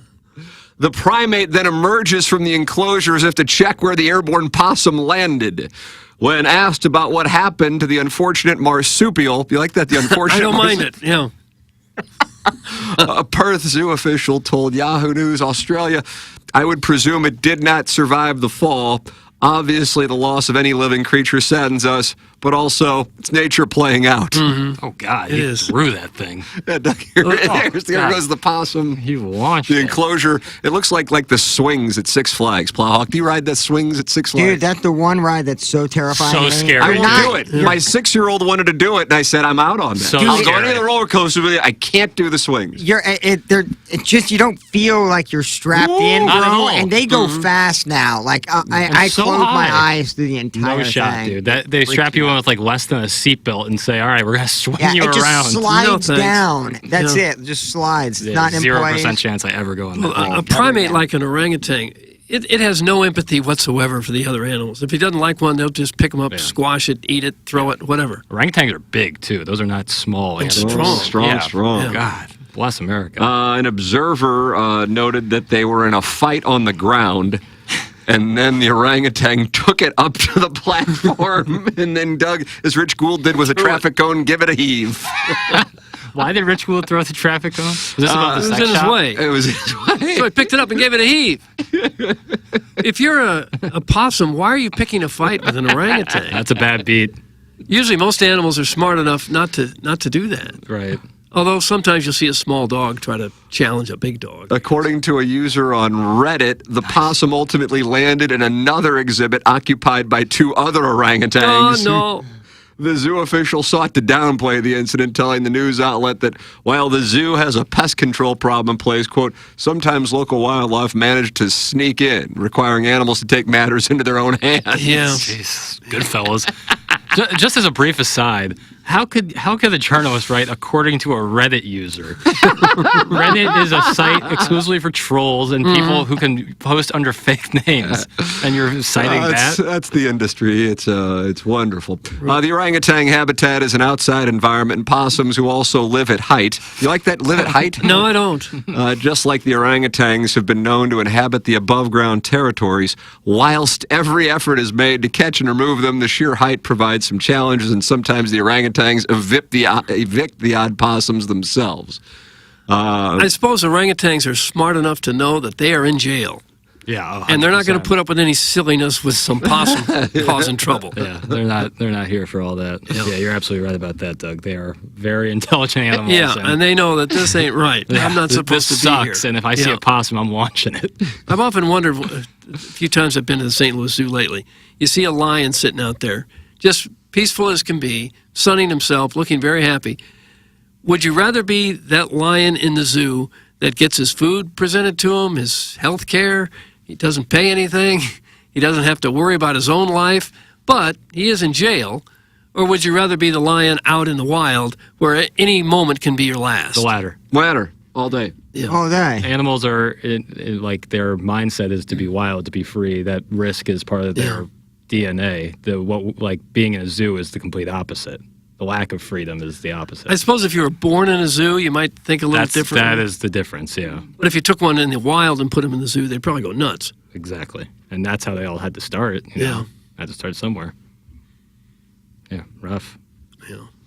I really hope someone changes their text name to the unfortunate marsupial. That's from Mitch, not to mention her hot body that looks hot in a cumstein. Well, I mean, you pick a fight with an animal 10 times your size, you got to figure things are not going to go well, right? Yeah. How often does it go well for the much smaller animal?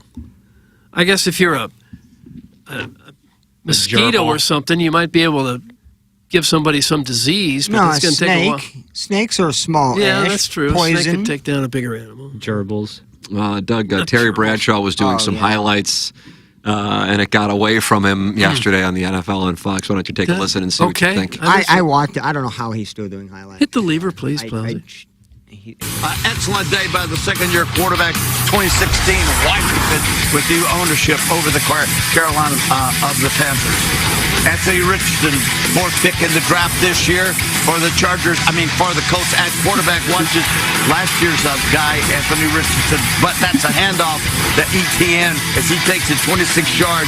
Oh my God, Jaguars, dude, I know, I got it. I'm so proud of myself. Jaguars 31-21 over the Indianapolis Colts. Now, where did that highlight? Those highlights were all over the place. Where'd that come from? Oh, I love him. How is he still doing it? He was doing it when I was 8 years old. Not an easy thing to do. Some of it's probably happening so fast he may not have seen it before it's on the air. Yeah. They have the And he's biggest getting notes at the last minute. They have the biggest screen I've ever seen in my life facing them. Have you ever seen the behind their set view No. to the screen? It's got to be a 175-inch screen. Just it looks like a jumbotron. Movie in front theater of them. screen, Yeah. As someone who's had his own issues with talking about Updates, yeah. Can't wait for the updates and update today. stuff. A lot of WNBA updates at 10:30. They don't play well. Sure. They're not happy about that. Usually, yeah. What are you updating people for on the WNBA? Playoff season. I think it's going to be Liberty versus Aces, and that's going to be. Do you think it's going to be Liberty versus those Aces? Are you really following that? Yeah. Hoops year round, baby. It never stops. But either way, I've been the on the business end of a bad update or highlight package. So Oh, yeah. I like that business I end. have some compassion for Mr. Bradshaw. And he's probably got people in his ear talking. And Right, yeah, and there's so much going on, and Yeah. music going on, and you don't know exactly what's going on. It's the first week of the season, too. Like, I didn't know that the Falcons quarterback before he took the field, Desmond Ridder, I had never heard of him really before they took the field. And I was like, oh, okay, I guess that's their quarterback. I had no idea. So, you have a little feeling out process. Yeah. Bradshaw will get there. Oh, yeah. Even when he doesn't get there, he's still fine because he's Terry I guess Bradshaw. he's their Barkley, would you say? Yeah. He's like the He can do no wrong. in the Sunday- eyes. He's the straw that stirs the drink on that show. That's why that show became the model for studio shows is Terry Bradshaw. I don't know if he's appreciated, but I'm telling you that is the reason why that show has had for 3 decades, like the Plowlock said, since he was a young tyke. That's thing's been the establishment. Illinois Recovery Center is the new premier inpatient substance abuse facility in Swansea, Illinois. When it comes to the disease of addiction, getting help should not be as difficult as it currently is. The Illinois Recovery Center's mission is to be the receiving hand in the community when someone seeks help. The IRC delivers a comprehensive system of care that welcomes both the individual struggling and family alike. If you or someone you know wants to learn about the Illinois Recovery Center, please call 888-472-9559 or email info@illinoisrecoverycenter.com. Jackson, why don't you tell the people about Mark Hanna of Evergreen Wealth Strategies? Well, he's the great communicator. We've talked a lot about great communication so far this show, and I think it starts and stops with Mark Hanna. Like when you're talking best communicators ever, it's Mark Hanna. Nice. Because he is a great communicator. He is somebody that will help build you a custom plan for your financial future. Someone like me, it's not just like, hey, I know this person who's 24 and has this much money and wants to do this. Like, I'll just give you the same plan. That's not what he does. He learns about each individual and where they want to be in their life financially, and he builds a custom plan for them. And if you have to make an adjustment down the road, because so often we do, there's so many variables in life, you might have to be saving for something else. Like a new child comes along, you might have to be saving for their education, or you're saving for your own retirement, whatever it is, you get in touch with Mark Hanna. He can help you change Do that plan. it! He's a life Sherpa. That's why I work with Mark Hanna. That's why you should work with Mark Hanna. 314-889-0503 or go online at evergreenstl.com. TMASTL.com. Beautiful weather and homes available. That's what I have noticed in the area. That is surprising to me because a lot of people talk about the home buying market, but people are putting homes on the market and there is a demand. So if you know you want to move, you need somebody who is in the know, and that's where you get Jeff Lotman of Compass Realty. He has 22 years and over $500 million in sales and experience in St. Louis. And he was recently featured in the Wall Street Journal for selling the most expensive home in St. Louis. He joined Compass to start and build Compass St. Louis into the #1 luxury brand in St. Louis, as Compass is the largest luxury broker in the world. He never turns down a referral, no matter the price. Luxury is much more about the experience than the price. They treat all their clients the same way and can connect buyers and sellers in other cities across the globe. Visit JeffLotman.com. That's JEFFLOTTMANN.com. That's JEFFLOTTMANN.com. There it is, Jeff Lotman of Compass Realty. All right, we will close out our 8 o'clock hour. On the other side of our commercial break, we will be joined by the Colonel, presented to you by James Carlton of the Carlton State Farm Insurance Agency, and get his perspective on the state of things for the Fighting Missouri Tigers. Then we have the Design Air Heating and Cooling email today, the morning after at InsideSTL.com. This is the Ryan Kelly Morning After from the Michelob Ultra Studios. Here's Action Jackson with 3 more ways to get TMA content. Watch TMA on YouTube. Click the bell to subscribe. Download the podcast. Find it at TMASTL.com or wherever you podcast. And check us out on TikTok at TMASTL. Thanks, Jackson. It's the Ryan Kelly Morning After on 105.7 FM HD2. Okay. Hot takes. Yeah. Pepperoncini. Pepperoncini. And now the Pepperoncini Show with Darren Atkins and Ken Strode. All right, take it, fellas. There it is. That's the open. Pepperoncini. Pepperoncini. Pepperoncini. Pepperoncini. Pepperoncini. Pepperoncini. Pepperoncini. Pepperoncini. We don't know what it is. We don't understand the name. We just know it's stupid. And it's available every weekday, featuring Iggy and the Plowboy. Apparently it's some kind of a podcast or something. Available at TMASTL.com and on the TMASTL mobile app. Whatever. Hello, it's Jackson for Rosalitas. TMA listeners know that Rosalitas Cantina has the best patio and the best Tex-Mex in town. From tableside guac to piled high nachos, the amazing menu at Rosalitas is full of classic Mexican dishes. Plus, it's always time for a margarita, and Rosalitas has the most delicious house and specialty margs in town. Enjoy happy hour specials Monday through Friday from 3 to 6, and let Rosalitas cater your next event. Check out RosalitasCantina.com or visit the downtown or DePere location today. Time to get your fiesta on at Rosalitas. This is Doug Biggs from the Longo Biggs Injury Law Firm, and I want to talk to you about what happens when you get in a car accident. Hopefully, most of you never will be, but if you are, the first few days after an accident can be critical.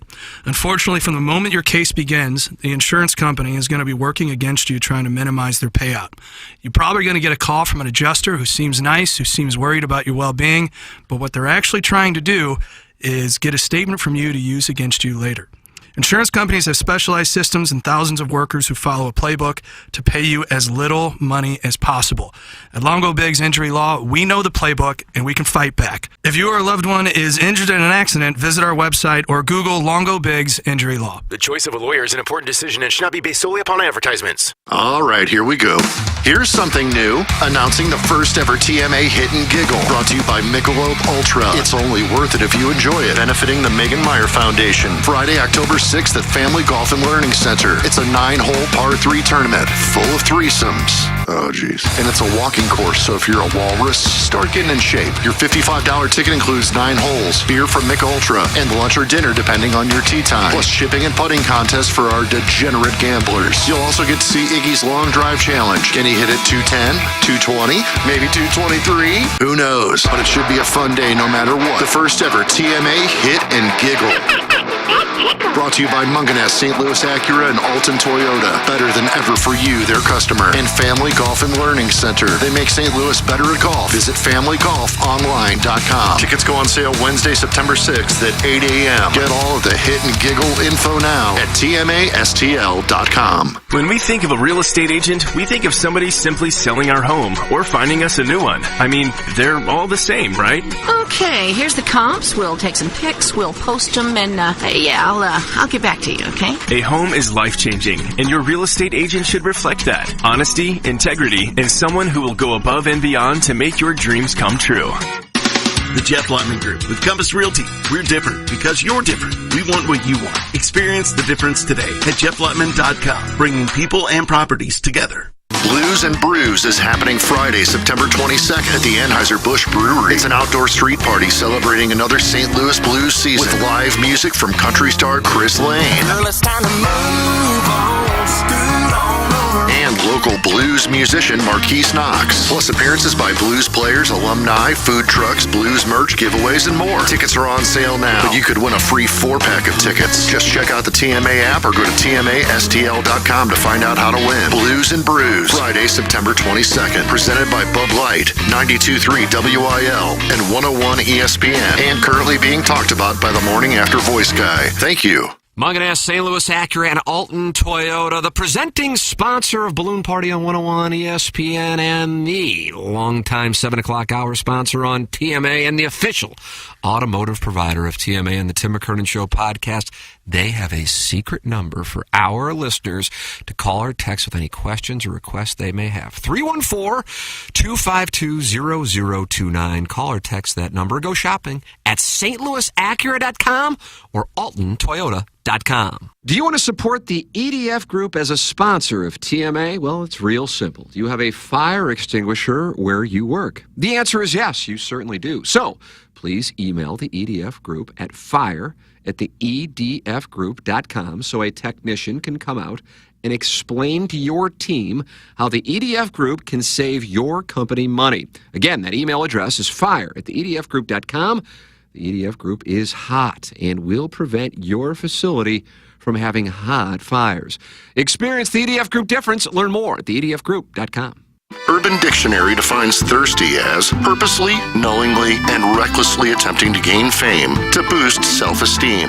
So, are you thirsty? Well, TMA has you covered. Become a part of the 2023 TMA Listener of the Month Club. You nominate yourself for a monthly award. And if you win, you get recognition and stuff to help you satisfy that insatiable thirst. We're talking January, February, March, April, May, June, July, August, September, October, November, etc. Go to TMASTL.com or the TMA app. Give us your name, a photo, and other pertinent information. Tell us why you deserve to be TMA Listener of the Month. And if you don't want to use your real name or photo, we don't really care. The TMA Listener of the Month. Get recognized just for being you, or fake you, or whatever. Quenched by Milagro Tequila. Welcome to the brighter side of tequila with Milagro in the morning after on KPNT HD2.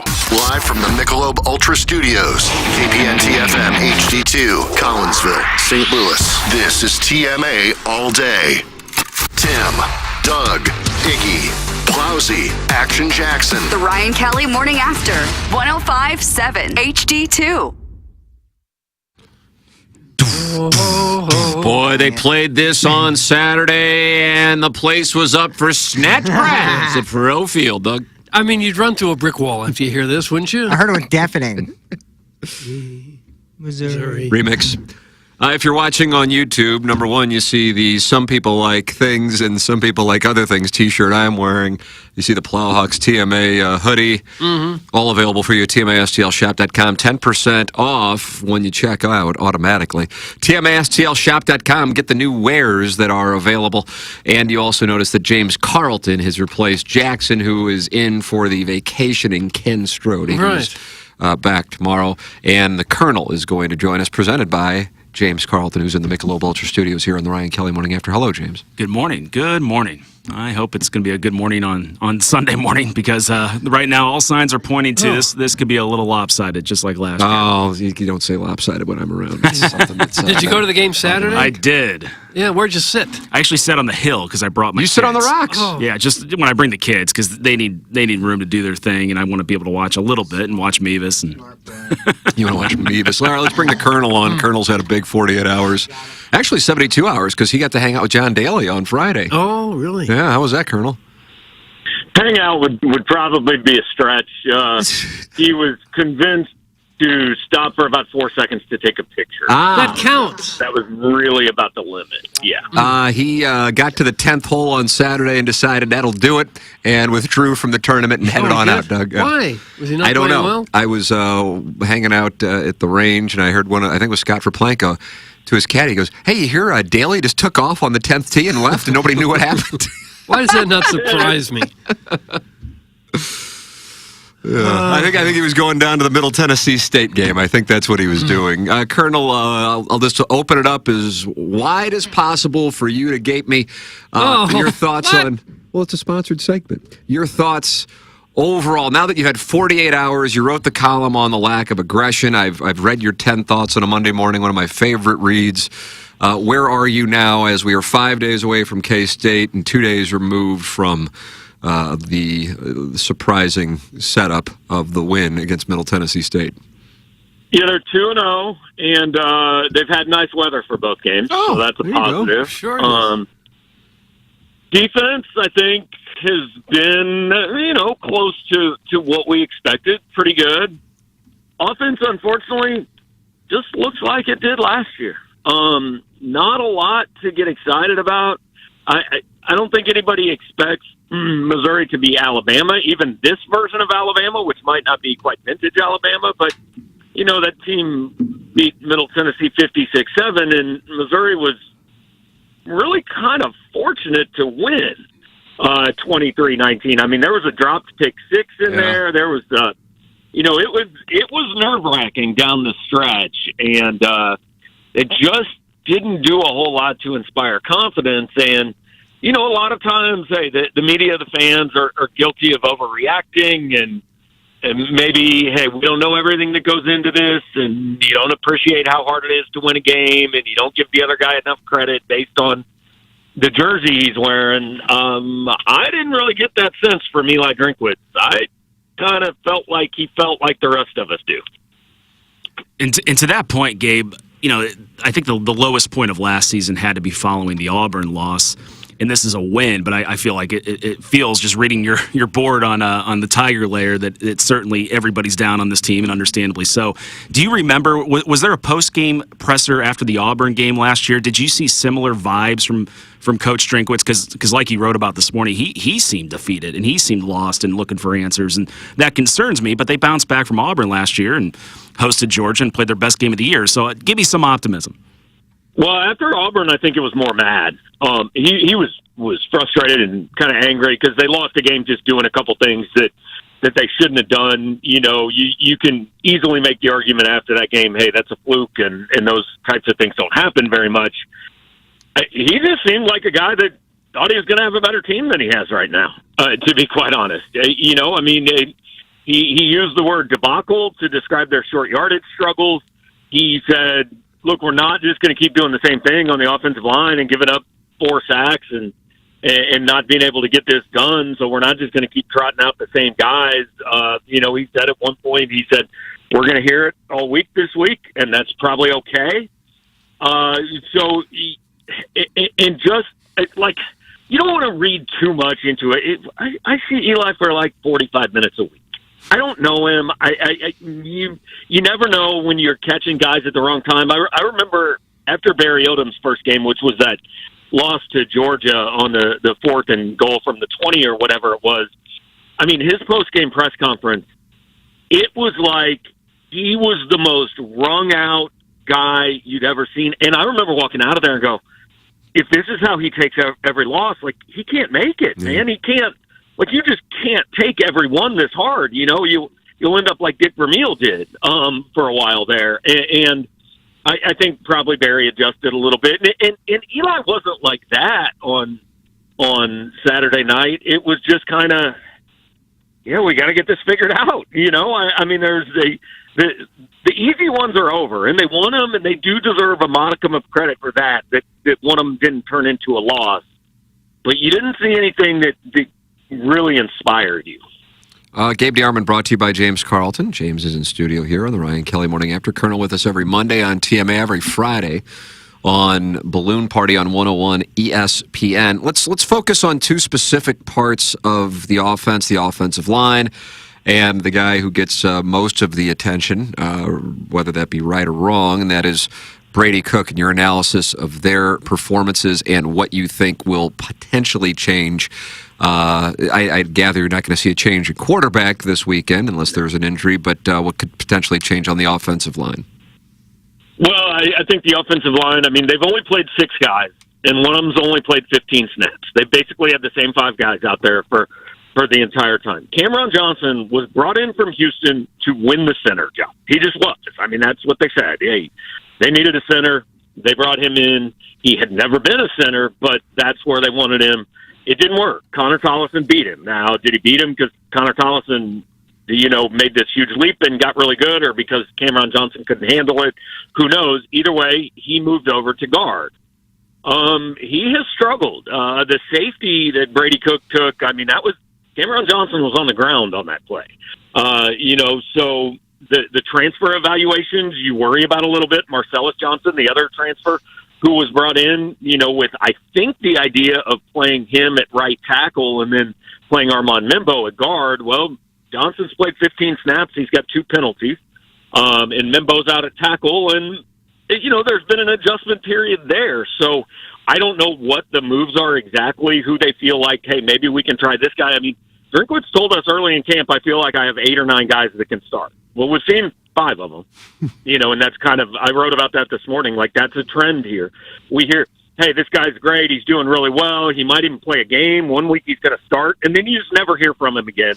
And I started bringing this up 1.5 years ago, and fans didn't want to hear it. But I said, if his recruiting classes are as good as Rival says they are, as On3 says they are, as he says they are, then why are they taking 12 transfers every year? Why are they out here getting all these guys to plug and play and not giving these guys a shot? So either everyone, including the coaching staff, has misevaluated them, or Eli simply won't play young guys. And I think it's probably a combination of the two. So I don't know exactly what the changes will be at line, but you hope there are some. You hope you don't see the same 5 trotted out there and just, hey, yeah, we opened it up in practice, and these are still the best 5. But the quarterback one is the interesting one to me, because he said last week he was going to play Sam Horn, and he didn't. And, I said going into the game, it's going to be really interesting. Like, if you get up a couple scores and Brady's playing well, you don't really want to break his rhythm and put Sam in.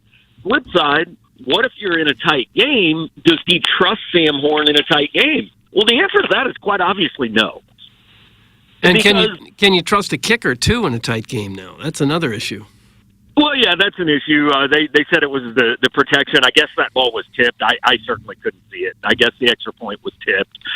And that's a problem, no question. I don't know what you do. If you're down 3 points with 8 minutes left and you've got 4th and 2 on the 24-yard line, do you trust kicking? Well, what Eli has shown us over and over is he doesn't trust going for 4th and 2, so I assume he'll kick because he doesn't really go for 4th down very often. Hasn't this year, one of very few teams that hasn't attempted one, despite being in some situations he could. But so I'm interested to see what happens this week at quarterback. I mean, again, perfect world, Brady comes out and plays really well and no worries and all that. But what if that doesn't happen? What if what if he's struggling? What if you're down? Do you say, hey, we've got to give Sam a look? Because if you don't do it, then I don't know when you're doing it. I think it'll be interesting to see. And, Brady, he's been all right. I don't think he's been bad, but I don't think he's necessarily – I mean, how much different does that game look if on the 4th or 5th play from scrimmage, when Luther Burden has a step or a step and a half, Brady just throws the ball 6 yards farther, and it's a touchdown. Yep. I mean, that ball was underthrown. It turned what shouldn't have been a contested catch into a contested catch, and Luther couldn't come down with it. Then the next series, Luther was even more open. He was going a little more across the field. Now, there was pressure on Brady on that play. I don't know whether he got hit before he threw the ball or not, but there was pressure. But that's a pass that you need to make, and those are huge game-changing plays. And how much different does that game look if Missouri makes even one of them? Gabe Yarman with us, brought to you by James Carlton every Monday here on TMA, every Friday on 101 ESPN with me on Balloon Party. This gentleman says, guys, their recruiting classes are not good. What site is showing you that they are? Everyone I see has them at the bottom of the SEC the past 2 years. How can you compete in the SEC with those classes? That's from the 314. They had the number 19 class in the country 3 years ago and number 12 class in the country 2 years ago. And those are the classes I'm talking about. The number 19 class had 23 guys, and 16 of them aren't even here anymore, and only 3 of them are starting. So that's no longer the number 19 class. That's not a top 20 recruiting class. It doesn't count anymore. The number 12 class, I'd have to look. I mean, I know that's the class Burton was in, so some of those guys are probably playing. Some of them probably aren't quite on the field yet. But, again, the point is, if you are bringing those, like, all we heard for 2 years was the talent on this roster is just not good enough. The last guy didn't leave them enough. All that. Okay. So you've got all these guys. Well, where are they? And I know that people will say, well, you can't expect guys to play in the first or second year. Well, you can't if what you're taking over is good. But if all we hear is what you took over isn't good enough, then why can't those guys get on the field? You know, Cody Schrader and Nate Pete have been solid. They've been fine, but DeVorce Jones hasn't seen the field yet. Jamal Roberts hasn't seen the field yet. You know, the wide receivers, they basically played 4 wide receivers last week. Dennis Jackson got, I think, 11 snaps. You know, haven't seen any of those guys. I'm not gonna argue much with the defense because I think the defense is good. But again, it's a lot. It's been done a lot with transfers. You know, and so if the recruiting class, it can't just be one or the other. The popular sentiment from fans these days is high school recruiting doesn't matter. It's all about the portal. Well, no, if you do high school recruiting well, it doesn't have to be all about the portal. Good teams are doing both. Good teams have good high school classes that they evaluate and develop well, and then they plug in a handful of holes through the portal. They're not out there taking 12 to 14 guys every year, and I've been concerned about it for 2 years, and it's kind of starting to show up, I think. The gentleman who asked about the recruiting says Rivals 2023 class was number 33, not number 12. LOL. Doug, you like with the LOL? No, I don't think it was necessary. And I never said last year was number 12. I'm sure that most of your listeners are good listeners. And understand words that are said. I'm not sure that particular guy can. So how was your little broadcast after the game? Did that go well? I was watching, Colonel. I saw a number of our listeners were active in your chat. Yeah, I mean, here was the difference between this week and some other games that maybe haven't gone as well. Like, this was the first time in Eli's career that I feel like there wasn't much pushback to the negativity. There weren't very many people at all trying to find a reason or a way to spin this. Even those who are, honorary members of his agency, I think, were worried after Saturday, and that's, I mean, that felt like an if this ends up not working out, like that might be a night we look back and go, that was kind of when we started to see it. You know, I mean, I remember writing that about a game Barry Odom coach. I don't even remember at this point which one it was. I think it might have been that disastrous Kentucky loss at home. But I said, look, this game's not going to get him fired. But if it happens in a year or two, this is a game you're going to look back at and say, there were some signs there, right? And so that's why this week is so big, because the approval rating is the lowest it's been in 3.5 years. Fair or not, it just is. Even the people who have been just relentlessly, blindly hopeful, some doubts crept in here in the last 4 days. And everything's still on the table, though. I mean, Tim's talked about it for 3 months. This was the game that's going to define their season, and it's still there. They're 2-0. I mean, it's on the table. Gabe, I got a quick one for you. Is the most likely change on the offense? It's got to be tight end, right? Do you see Brett Nortfleet starting next week? Well, I mean, I think it should happen. I mean, we've seen 15 games of Tyler Stevens and, Ryan Horskamp, Max Weisner, and it hasn't been good enough. So that's kind of where I'm at on the whole philosophy. My philosophy is, if the guys out there aren't getting it done, then go ahead and take a look at the potential upside of these other guys. Like, maybe Brett Nortfleet is not ready to play 50 snaps in a game against the defending Big 12 champ, but give him a shot. I'd like to see Jordan Harris. I'd like to see some of these other guys just because what you're doing isn't particularly working, so you shouldn't just continue to do it. And then I guess one bright spot on the defensive side, we back-to-back weeks have newer names, and Niles Gaddy and Johnny Walker. I mean, both those guys have performed fairly well. Would you agree? Yeah, they played well. Defense has been good. I mean, they gave up less than 300 yards in both games. They've given up 29 points, but really 9 of them have been straight on the offense, the 29-yard drive and then the safety.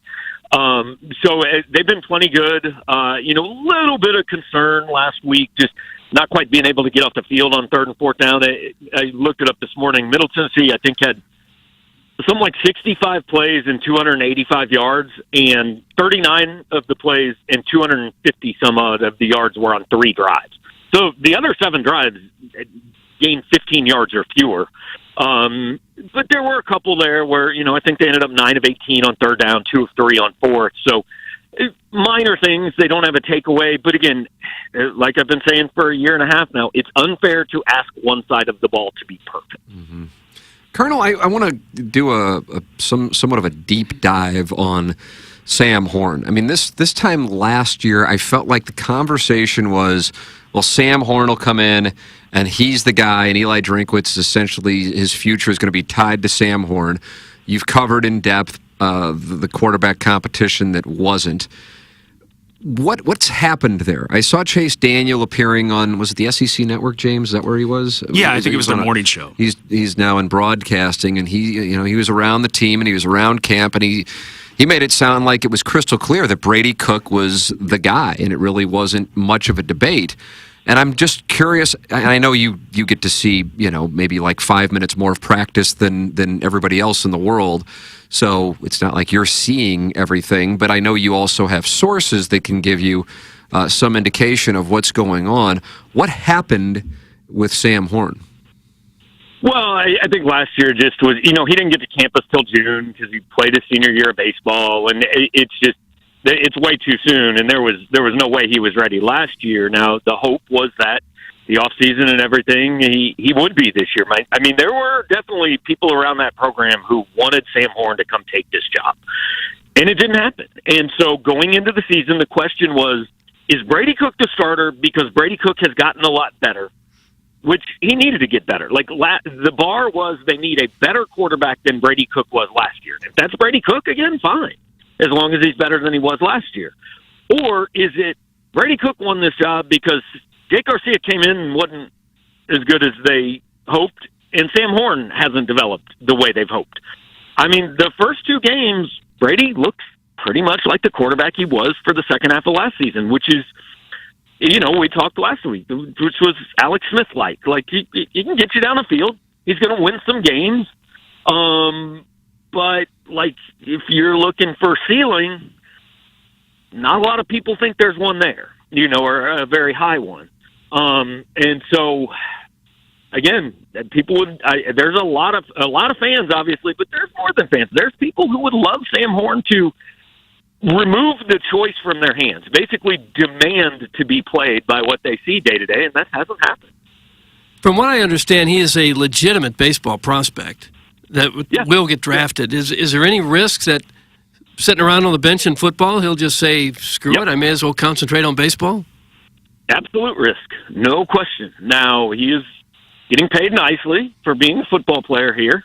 I don't know that money would be there for being a baseball player, but, he could go play a year and a half of baseball and go into the Major League Baseball draft and probably be a pretty high pick if he stays healthy for the next year and a half. So, yeah, it's a concern. I mean, look, at the end of the year, there's a decent chance that out of Cook, Horn, and Garcia, 2 of them leave. That's what quarterback is these days. I remember saying at the end of the year 2 years ago, I said, you're definitely losing one of Bazelak, Cook, or Macon, and you very well might lose 2 of them. And that's what ended up. That's just the nature of the position these days. I mean, the flip side is if Sam Horn does end up starting and playing, then Brady Cook lost the job, and Brady Cook's going to graduate in December, and he'll probably grad transfer. I mean, I don't see a situation where both of those guys are back. There's been some talk that Jake Garcia is going to graduate in 3 years. He could graduate in May, and I mean, at this point, he's the 3rd stringer. He may go look for another place too, and you just got to go out and find another one. Colonel Gerard Hamilton, victory lap, stunning. You know, I mean, hey, predictions are like, I don't. It's real interesting that people get mad about predictions and say, well, that's a stupid prediction. We don't know, guys. If we knew, we'd live in Vegas and we'd all be rich. We take our best guesses, and sometimes you're right and sometimes you're wrong, but like insulting someone for a prediction they make, or just, well, obviously that guy doesn't pay any attention to our team, or he'd never say that. Well, you know what? Sometimes they end up being right. Yeah, Gerard said 2017 Missouri over Middle Tennessee State on Power Mizzou, and caught a lot of hell. Close, was he? He wasn't, no, because they got 23. Yeah, and I'm monitoring his prediction like he's Billy Walters this week. I can't wait to. Yeah, I told him that's his job now, man. Yeah. He's the handicapper. Yep, he's a tout now for Power Mizzou. Colonel, always enjoy the conversation, and looking forward to talking it over on Friday on 101 ESPN as we get ready for the 11 o'clock start. We'll find out about the Memphis kickoff time here in St. Louis today around 11 or 11:30. I saw that was tweeted out by the SEC. Yeah, something like that. Somewhere between 11 and 12, they usually let everybody know. Can you make a prediction on the game time? And then also, Doug, I know, is going to ask about uniforms. Yeah. I cannot make a prediction on the game time, and I did not hear your second question. My connection's going out. I thought the white helmets missed the mark. I didn't like them. Probably why they played like not very well. Yeah, I think it's a contributing factor. Thank you, Colonel. Yeah, for sure. All right, guys. See There ya. he is, Dave Yarman. He brought the post-game show back on Saturday night. And apparently it's a big hit. No callers, though. That's disappointing. I know. I need the callers. About 6 beers deep calling in. Those are great. Drunk, angry Mizzou fan on the phone is the best. Oh, my goodness. So there it is. Colonel sounds like he likes it. I'm still amazed why, especially with no pro football team on this end of the state, why Mizzou doesn't get better support from the fan base than it does. Why 57,000 is considered, it's a great turnout. For Middle Tennessee? But virtually every other big-time team you watch on TV, the stadium's full. You have either one of two things or both going on with those programs. Number one, they don't have any professional teams in the state. Or number two, they have won historically, and therefore they are just part of the fabric of the culture. And unfortunately for Missouri, they don't have either one. I still think it can happen. I was talking to Gabe on Friday when he was on his way to St. Louis to hang out with John Daly for what was apparently 4 seconds of magic. And he said that he thinks it's misguided for people to think that now that the Rams left St. Louis, that all of a sudden people are going to become Mizzou fans in St. Louis because they're looking for a football team. And I understand where he's coming from on that. I just have thought that Missouri's missed the mark on marketing in St. Louis. But at the same time, as Kerry Davis from 101 ESPN said, you market by winning. And, you know, the winning hasn't been there over the last 8 years for sure. And it's only had flickers of championship potential a couple times. It seems to me all other sports in Missouri, except for maybe the Kansas City Royals, are supported in a big way. The Cardinals, the Blues, City, the Chiefs. I mean, fan support is huge for everything except Mizzou. And it's, you know, if you live in St. Charles County or something where a whole lot of people do it, it's not much more than an hour drive away. And yet still, there's just a lot of people that don't even consider that as, let's spend our Saturday at Mizzou and then drive back home. I mean, when the team's going and it's a nice weather event like it was these last 2 weeks, I mean, I thoroughly enjoy it. It's one of my favorite things to do. Yeah, it's a great way to spend But you made this point before. It's just a little too far. You know, if it was 45 minutes an hour for everybody for the majority of the state, I think it would be a more a likely endeavor for people to go down. But probably, yeah, I don't know. I mean, for them to sell out K-State, they'll probably sell out LSU. And then they darn near sold out against Middle Tennessee. I mean, I don't think fans are the issue right now at all. And in fact, I mean, my gosh, they are just on the precipice of just exploding if they can give them any inkling of an offense to get excited about. And I mean, Gabe brought it up. That first drive, that pass to Luther Burden was kind of their offense in a nutshell. That's the thing. I thought if this thing was going to go south, it would go south on the 16th. Yeah. This Saturday for the season. And already they haven't even gotten to play anybody of note, and people are already going, oh, God, they suck. and that's a problem. What's happened over the last few years is people already have mindset, they suck in September. And that's why I was high on this year. A, the returning starters. B, the schedule would put them in a spot where I thought worst case scenario was 4-1. And now I think there is a chance. Now, listen, there's still a chance they're 5-0. But there is a chance that they're 3-2. I suppose 2-3. You have to say it's live. It's a lot more live in my mind now than it was going into Saturday. I don't necessarily consider it a likelihood, but 2-3 would strike me as more likely if you were allocating probabilities than 5-0. 4-1, you still have it, but that's the thing. When people would ask before the season, if they win 6 games, but he's got Nwaneri and Wingo, and I go, it's not about the wins. It's about how you go about winning and also how you go about losing. That's college football. If you were in college football and you were the New York Giants this morning, you'd be going, oh my God, we're done for the season. New York Giants win next week. They're 1-1 and they're a game behind the Cowboys in the NFC East with a chance to play them again. In college football, so much of it is optics. And I don't really know why that is the way that it is. I just know that is the way that it is, probably because rankings play a role in determining who gets to play for championships. Less so now than 25 years ago when it would be number 1 versus number 2. But the optics on this team at the moment, offensively, are, super concerning. And I just don't understand. I feel like it doesn't. Gabe touched on it a little bit. But you're talking about a guy who was hyped up, and the reason why the curators went out and found him as the second option. He wasn't the first option. I know you know that. Absolutely. But I don't think most people listening to this know that.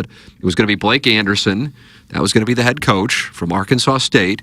The curators said that's not good enough. They sent out a second trip. One guy goes to meet with Drinkwitz, and he was the second choice. So... And they hyped him up as a 36-year-old offensive genius. Wunderkind. And a great recruiter. And you see what the offense is at the moment in year 4.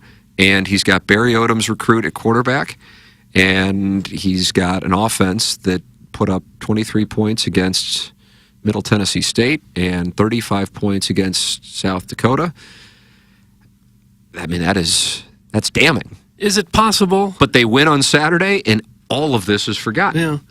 Mizzou is such a strong academic university, basically the Ivy League of Boone County. That's what most people say. Is it possible that so many of the scholars on the team are so engrossed in their coursework and their lab work that they just don't have time to learn the offensive playbook? Yeah, that's what they're saying about the offensive line. Nice. Yeah, just macroeconomics. They're guns and butter. Yeah. It takes some time. Yeah. I think I would expect there's a lot more design runs for Brady Cook on Saturday because they've been trying new things, trying these new explosive plays they've been working on in practice. They're not working. You got to win this game. Play to his strengths. The guy's, he's got better than average wheels. Run some options, get him out, moving around, and if there's a big play downfield wide open like they had with Nathaniel Pete, you're obviously going to take that. But I just expect that you're going to see a lot more design runs from Brady Cook on Saturday. They need to win. I mean, everything, you unleash everything on this game on Saturday. That's been about their best offensive play for a couple of years now. Yeah, and the back half of last year, I mean, his wheels were a huge weapon for him, and still, knock on wood, he has not turned the ball over, 8 or 9 games?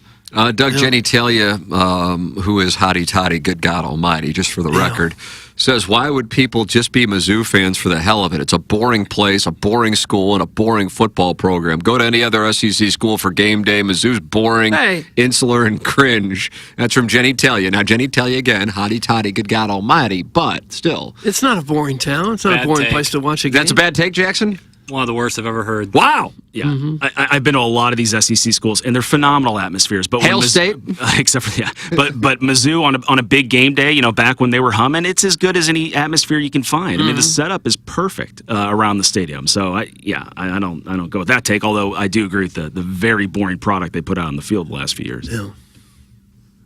Well, I will bet the Drink will run the old Statue of Liberty play this Saturday. It's from Professor Roy Hinkle. Any creativity. That's when you know you're reaching for a job. I've thought for years, offensive football in general is way too conservative. There's so many things you could do.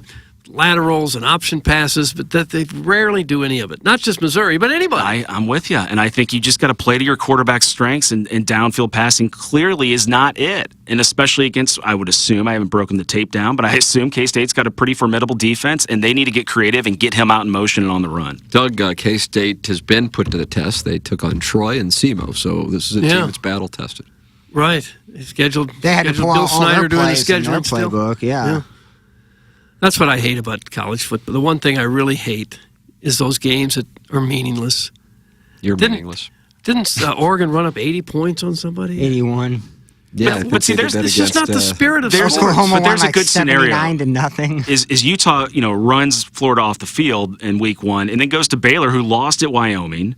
Not an ideal Baylor loss didn't for lose them. to Wyoming. Texas State. Tech. Oh, Texas Tech. My who did Baylor host this past week? Utah. Texas State. Utah. That's what it was. Yes, and were robbed on a pass interference call. I mean, It was so did you blatant. see it? It was so blatant. I like, would be beside myself. he was hanging on the on that. dude. Oh, my God. who did Baylor lose to in week 1? Oh, Texas Texas State. State. Thank Texas you. State, Okay, yes. And so, these are college kids. It's a week-by-week thing. It wouldn't surprise me at all if this game was competitive, but it also wouldn't surprise me if K-State mops the floor. I mean, that's why we're going to watch the game. I don't know what to expect, but I'll be there. And Maybe you can full watch uniform. the game. Some of us still can't watch it. You're going to be able to watch it by Saturday, I'm confident. God, I hope. Hey, guys, when Drink keeps the K-State game within 3 touchdowns and takes a timeout late in the game to kick a field goal, what type of cigar do you think he brings out for his post-game presser? That's from Big Tough. That might be the that moment seems we like look that's back. right. I think you got to go with the Cuban cover. I think if he covers, I think you line up a Cuban. That's a great point. Drink is saving his best strategies for the big boys. Heard he is renting a concrete truck for the Memphis game. Oh, really? Fuel Z. Can you imagine him pulling up and just get the working man truck there at the Honking dome? with the air horn right outside the dome. Being a St. Louis University grad, I'm not a dumb Osier whose happiness depends on the outcomes of a D-tier football program. What is D-tier? I guess like know. grade D. Fight Billiken. Thanks. That's from Crestwood Coyote. Oh, yeah. No, I played Indian that's- ball with his dad. That's the thing about and we talked about this when we were playing golf a couple weeks ago, James. In Arkansas, in Alabama, in Louisiana, in Georgia, in South Carolina, in northern Florida, but a lot of good students from South Florida go up to Gainesville. Gainesville's a good school, and obviously in Tennessee, you didn't have to go to the school to be a fan of the team. And I think one of the things that goes on in St. Louis is if you didn't go to Missouri, then you either don't care or you don't like Missouri. And that's one of the things that stands out to me as a different part of the DNA of Missouri versus most of their competition in the SEC. Yeah, so in hindsight, maybe not the best advertising campaign on my behalf. I thought there was a hunger out there for Mizzou They to went take on off. Saturday, and then there's a hell of an atmosphere against that Southern Belle on October 7th. And maybe Kentucky, I mean, who knows? Again, I mean, they did win. It's concerning, Absolutely. but they did win. Now they lose, and you go, "Oh my God!" But they did win. I'm not saying any win's a good win. I don't subscribe to that. But you know, they are 2-0, and so therefore, you know, you beat K-State, and it just doesn't feel like it's close. The thing I keep hammering is the spread is so strange to me that I like that. But again, I thought the spread was strange for Colorado, Nebraska, and then as kickoff came, I got a financial responsibility to my family to bet more on Colorado than I was, because I just don't see Nebraska being able to hang with their speed and their offense. So I did. But NFL, the weird games go the other way. Cleveland was only a 1.5-point underdog against the Bengals. I bet a lot of people lost money on the Bengals. The Vikings were only like a 5-point favorite against Baker Mayfield. Yeah. The Buccaneers win that game. And I thought the Bears would be much more competitive against, Jordan Love's. The football nerds are high on the Packers, but at the same time, the football nerds were high on the Steelers, too. Yeah. So yeah, their offense cuts looked both terrible. ways. The Bears actually may luck themselves into a Marvin Harrison Jr. or a Caleb Williams. They may not. You think they might be that bad? They may not have to force themselves to have to pay Justin Fields, because they're in a situation now to where like everybody needs a franchise quarterback. They're bad. They may not be Panther bad, but you're talking really bad. Their offense is awful. I watched that entirety of that game, and I kind of felt bad. I love beating up on the Bear, but you want the rivalry to be not as one-sided. It's embarrassing, but I would hate to be a fan of that about team. Doug, this is another stereotype about Mizzou grads. It's very unfortunate. Will all of the local Edward Jones and Enterprise offices be closed next Monday so that their fans can mourn the K-State ass whooping? Those are two fantastic. That where all the grad go. That's from Arbor If Day. they're lucky, they do. That's from Arbor Day, and that's just an unfortunate comment. And that's from Arbor Day. He also says Mizzou Schadenfreude is the pumpkin spice latte of fall college sports. Pops up in early September, and everyone is ready to move on by Thanksgiving. Well, there could be some truth to that. Man, that sounds like It's just a different thing. And meanwhile, if you're whether you're in Southeast Arkansas, as far as you can be from Fayetteville in that state, you're cheering for the Razorbacks. And if you're, I realize Mississippi has two different schools. I would gather they're mostly Ole Miss fans, but honestly, I don't know. I know Ole Miss has a big out-of-state contingent. I can't imagine Mississippi State does. Same thing with Alabama. You're either one or the other. South Carolina, you're either one or the other, except one is in the SEC and one's in the ACC, at least for the time being. It's just a different deal, and that's not what Missouri is. And Kansas City had K-State, KU, Missouri, and even Nebraska. And Gabe said Iowa State had a lot of alumni in Kansas City. And they're all in the same conference at the time, Big 8 or Big 12. Just hasn't been that way in St. Louis. I mean, most of us growing up didn't have a professional basketball team to cheer for in this area, right? And so that's what college basketball was great in the 90s, and Mizzou was usually competitive. And that's what I didn't have parents that went to Mizzou, and that's why I started following Mizzou. It was because I was just in love with college basketball, and that was the state team. And I guess most people don't share that same sentiment. So, I mean, that was the only basketball team around, just like now is the only football team around. I'm not a Chiefs fan. I like Patrick Mahomes and Kelsey and all those guys, but the Clark Hunt thing, I think we all can agree, is a little. I can't get my heart behind it and cheer for the Chiefs. So this is the football team I have now because the Rams were, ripped away. So I would be err on Tim's side that if they can get a consistent competitive product, not win natties every year, but get consistently competitive and exciting, I think there is an appetite for SEC football because I think it's the best product out there. Like where Pinkel had the team. Yeah, exactly. That's enough. Yeah, 2015 was this is probably as bad as the 2015 offense was. I mean, the 2015 offense was atrocious. Defense very solid. They were selling out those stadiums because of what the pedigree he had built up leading into that season. James, always appreciate it, and thank you for the sponsorship All right, thanks, of the gentlemen. Colonel. There he is. James Thanks, Carlton James. is my insurance agent. He's Paul's insurance agent. CarltonInsurance.net. James Carlton, Carlton State Farm Insurance Agency. EDF is our engineer design facilities. Moving forward is the EDF Group, the most experienced data center and critical facilities service provider in the St. Louis market. Check out the newly revamped website, theedfgroup.com, and take a look at each of the three divisions they have to offer. EDF Group is your one throat to choke for all your critical facilities, data center, commercial fire alarm, and electrical and IT infrastructure needs. To contact the EDF Group, email fire@theedfgroup.com. Experience the EDF Group difference and learn more at the edfgroup.com. That was Engineer Design Facilities. Now it is the edfgroup.com. Send your emails in for the design, air, heating, and cooling email today. It's going to come your way in a matter of moments. Then Jackson and I are going to go down the hallway. Yeah, we'll deal with it. It's not pretty, though, is it? No, it's really not. It will not be pretty.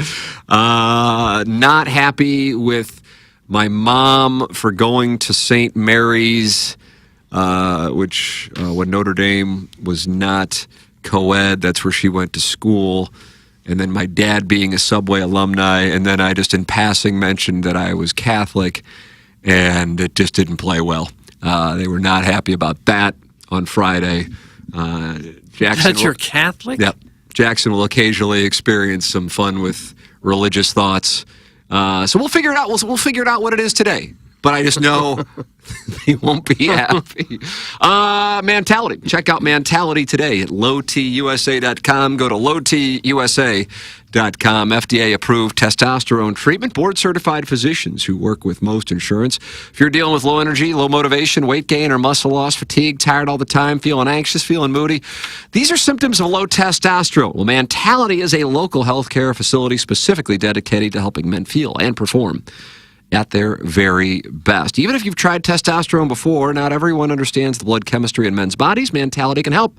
The normal range for testosterone is large. If you've been to a doctor and they told you that you were normal without understanding the range or testing your free testosterone, it was not fully looked at. Come get checked with Mentality. Testosterone therapy helps men regain normal function and restores the ability to perform normally at all levels. It's Mentality. Go to lowtusa.com. And while you're there, you should probably spend some time to think about it. Sign up for the TMA Hit and Giggle. It's coming up in less than a month, and it's at Family Golf, brought to you by Michelob Ultra, benefiting the Megan Meyer Foundation. It's Friday, October 6th at Family Golf and Learning Center. Your $55 ticket includes 9 holes, beer from Michelob Ultra, and lunch or dinner.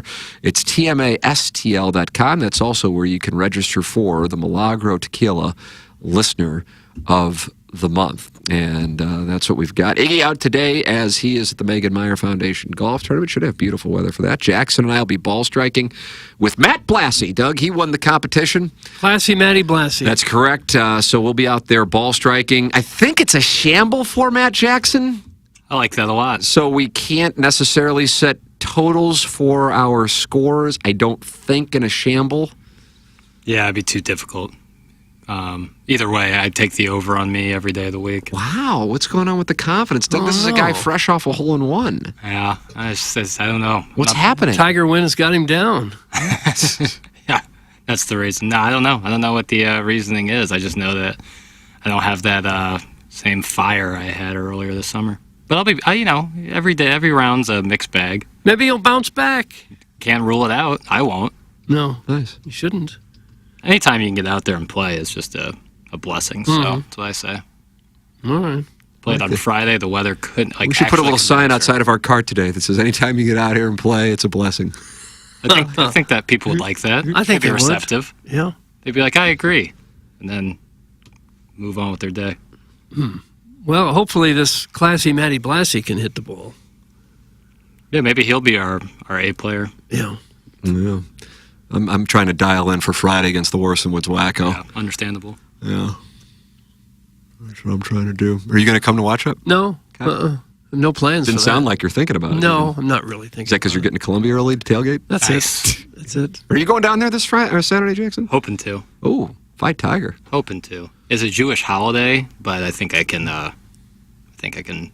miss that. My parents are out of town anyways. Shout out to my dad, 70 years old today. How about that with a wonderful head of hair, too? World class head of hair. Yeah. It's frustrating that I think the old recessive gene. Yeah, but dominant you're doing fine now that you wear the Darth Vader helmet. Right. Yeah. I breathe like him too when I'm wearing that thing. Oh, it makes you breathe heavy? Yeah. No. It does? No. And you wore it to the game at Faroe Field? I thought it would have been too much, but the security guards were cool with it, so I said, might as well, if I'm going to be here watching this crumb bum team, might as well get some hair back. Crumb bum, I like that. Gosh. Doug Blassie is a good ball striker, confirmed. Good guy, too. That's in the 3 and 4. All right, I guess we got an A player today. Yeah. Hell yeah. We could be a dangerous force out there. He has to be related to Freddie Blassie, right? How many Blassies have you met? 6. I think he is. I don't want to show my ignorance, but who's Freddie Blassie? Nice show prep, ass. Did he play for the Blues or something? Very famous professional wrestler and a manager. And he was a wonderful manager, and he had a stick, didn't he? Doug? He did. He hit people with it. The first picture is him topless. Because he was a wrestler. He looks like Alec Baldwin. Wow. Sharp-looking cat. At least in this picture. He's got a nice head of hair. Silver fox. Yeah. Yeah, he was around a long time. Ladies and gentlemen, it's time for the Design, Air, Heating, and Cooling email of the day. Napoleon McCallum nicks his knee and quits the game. Stop it. Tim would have played that night and put 35 points on the other team. OMG, my weekend was so crazy. Thanks for asking. I shaved my love region with the intent of having sex with whatever Guns N' Roses ticket winner sat down beside me. So there I was, a pack of rubber johnnies, handcuffs, lubes, and hornier than though attitude. Doug? I didn't understand any of it. So I pulled an audible and headed to Columbia. I've been around the block more than a few times, so I know the hottest hookups are in the alumni section. Oh. And the one I found, well, he played the game well. Broadcast journalism half shirt? Half shirt. That's what they're wearing now in the broadcasting sequence? A pink bow in his hair to make him look innocent. Lace gloves to make him look naughty. And the tightest pair of khakis Sunset Hills money could buy. As I sat down next to him, I did the proper thing and said, "Hi, my name is Hugh." His response, "Government names aren't necessary. Just call me George." No. George Michaels, because I want your sex. And with that, he wrapped his now unclothed legs around my neck and pulled me in. You know what I want? So now start licking around my navel ring. What? I'm no slouch when it comes to oral. So within 1 minute, he was bespattering the crowd. Bespattering's not a word. Like an out-of-control fire hose. That's from Hugh, and then the last name is Jazz. Hugh Jazz. He's new. Kiddos, sup? What an odd little presentation this morning. For once, the show is not derailed for look at me, look at me. But in all honesty, it felt a little empty without Grandpa Paul Mall. Since he's gone, most of my email material is too. So I'll just switch gears and say Doug is such a beautiful piece of man pie. Slice me off a slab and let me eat. Praises to Tim, fist bumps to Rick, and tokes to Plow. Cuck it, suck it, flocky the Smurf. Flocky the Smurf. I consumed him. His whole, I mean. Come on. The delectable waste truffle that popped into my oral orifice was bursting with flavor from the fermented broccoli cabbage I served him in my undies. Don't say waste He was truffle. pleased, as was I. I'm looking forward to our next rendezvous. I'm seeing prostate juice into my taut diaper. Oh, God. Some Danny Tanner. Oh, God, just horrible. You see, in all fairness, I would have never let that one through because it's jumping the shark. Yeah. But there is a direct correlation to Ken's. Yeah, it's the people's material. Right. Like if he's not here, there's a direct correlation with the emails. Yeah. People's material. Poor email, my Danny Tanner. Times are tough. So tough, in fact, that Scooter, my father-in-law, had to move in with us. In an effort to really save money, we've cut down on the water bill by showering together. No. I know you're going to say something off color about how it's wrong for a man to shower with his wife's dad and how I shouldn't wash his wrinkly old skin. I hear you. I really do. But how else am I supposed to save money? And if it's so wrong to help a grown man wash his saggy triceps, explain to me why his soapy flab feels so good in my palms. In your palms? Explain why I only feel happy when his luscious elderly bush accidentally brushes up against my leg. Go ahead and try to convince me that showering with my father-in-law isn't worth it. Newsflash, the savings is worth it because the water bill was $6 lower this month. I bet you feel pretty foolish now, don't you?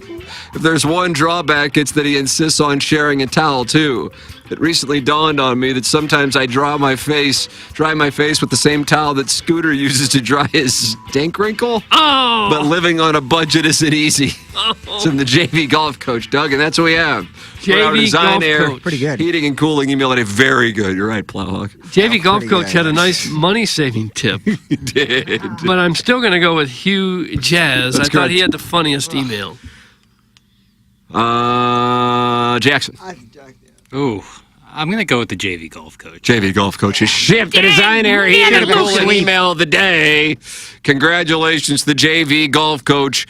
You have won and now have 3 wins on the month of September. Well, switch over your YouTube channel to 101 ESPN and you get a chance to talk it over. They're not happy in there, but, maybe they'll be happy because the Blues season's coming up. Well, yeah, that will make people smile. That's not so far away, is it? No. Here comes Capiclaus. Here comes Capiclaus right down Capiclaus Way. And then the opener is in 28 days. Is that right, Peter? Is it that close? Wow. Yeah, they don't practice. They don't screw around with a lot of training No, they camp. don't. They move on. They had the first day, and then like the next afternoon, they're playing an exhibition game. Yeah. Yep. So I like that. The boys will be out there soon, and they'll be skating. Also, Skate Boys skate. Oh, what do we got? Disney charter and carriage dispute. Right on time. It was your source, Plowhawk Richard Fleshlight. Was that what his name was? Fleshlight, yeah. What a solid source. I'm getting this from the Wall Street Journal. Okay. Yeah, but Richard Fleshlight. Yeah. Right. Well, I think Talty descendant. if they don't source Fleshlight, then I'm going to be upset. Thank you. So what do we got? What's the news? Doug's going to be thrilled. Doug, I you can don't watch have Bills and Jets. All I can read you is a headline because I am not a subscriber to the Wall Street Journal. But Disney charter end carriage dispute, restoring ESPN ABC to 15 million users. Deal involving 15 million households come hours before the first Monday Night Football of the NFL. There you go. There you go. But I got a no surprise here. I am a Wall Street Journal subscriber. We will. The update. It literally just happened 3 minutes ago. Trying to see both stocks are up this morning, But I'm trying to see who caved. Somebody had to Well, cave. we'll know when we see if our cable bill goes up or not. Yeah. Well, it'll go up anyways. That is true. Surprise. Both statements Everything true. goes up. Time for us to shut it down. Jackson and I are going to deal with the situation down the hallway for the Plowhawk, for Action Jackson, for Ken Strode, who's on vacation today, for my brother Kevin, for Douglas Elvin Vaughn, I'm Tim McKernan. This has been the Ryan Kelly Morning After from the Michelob Ultra Studios. Hey, this is Tim McKernan. I'm with a great sponsor of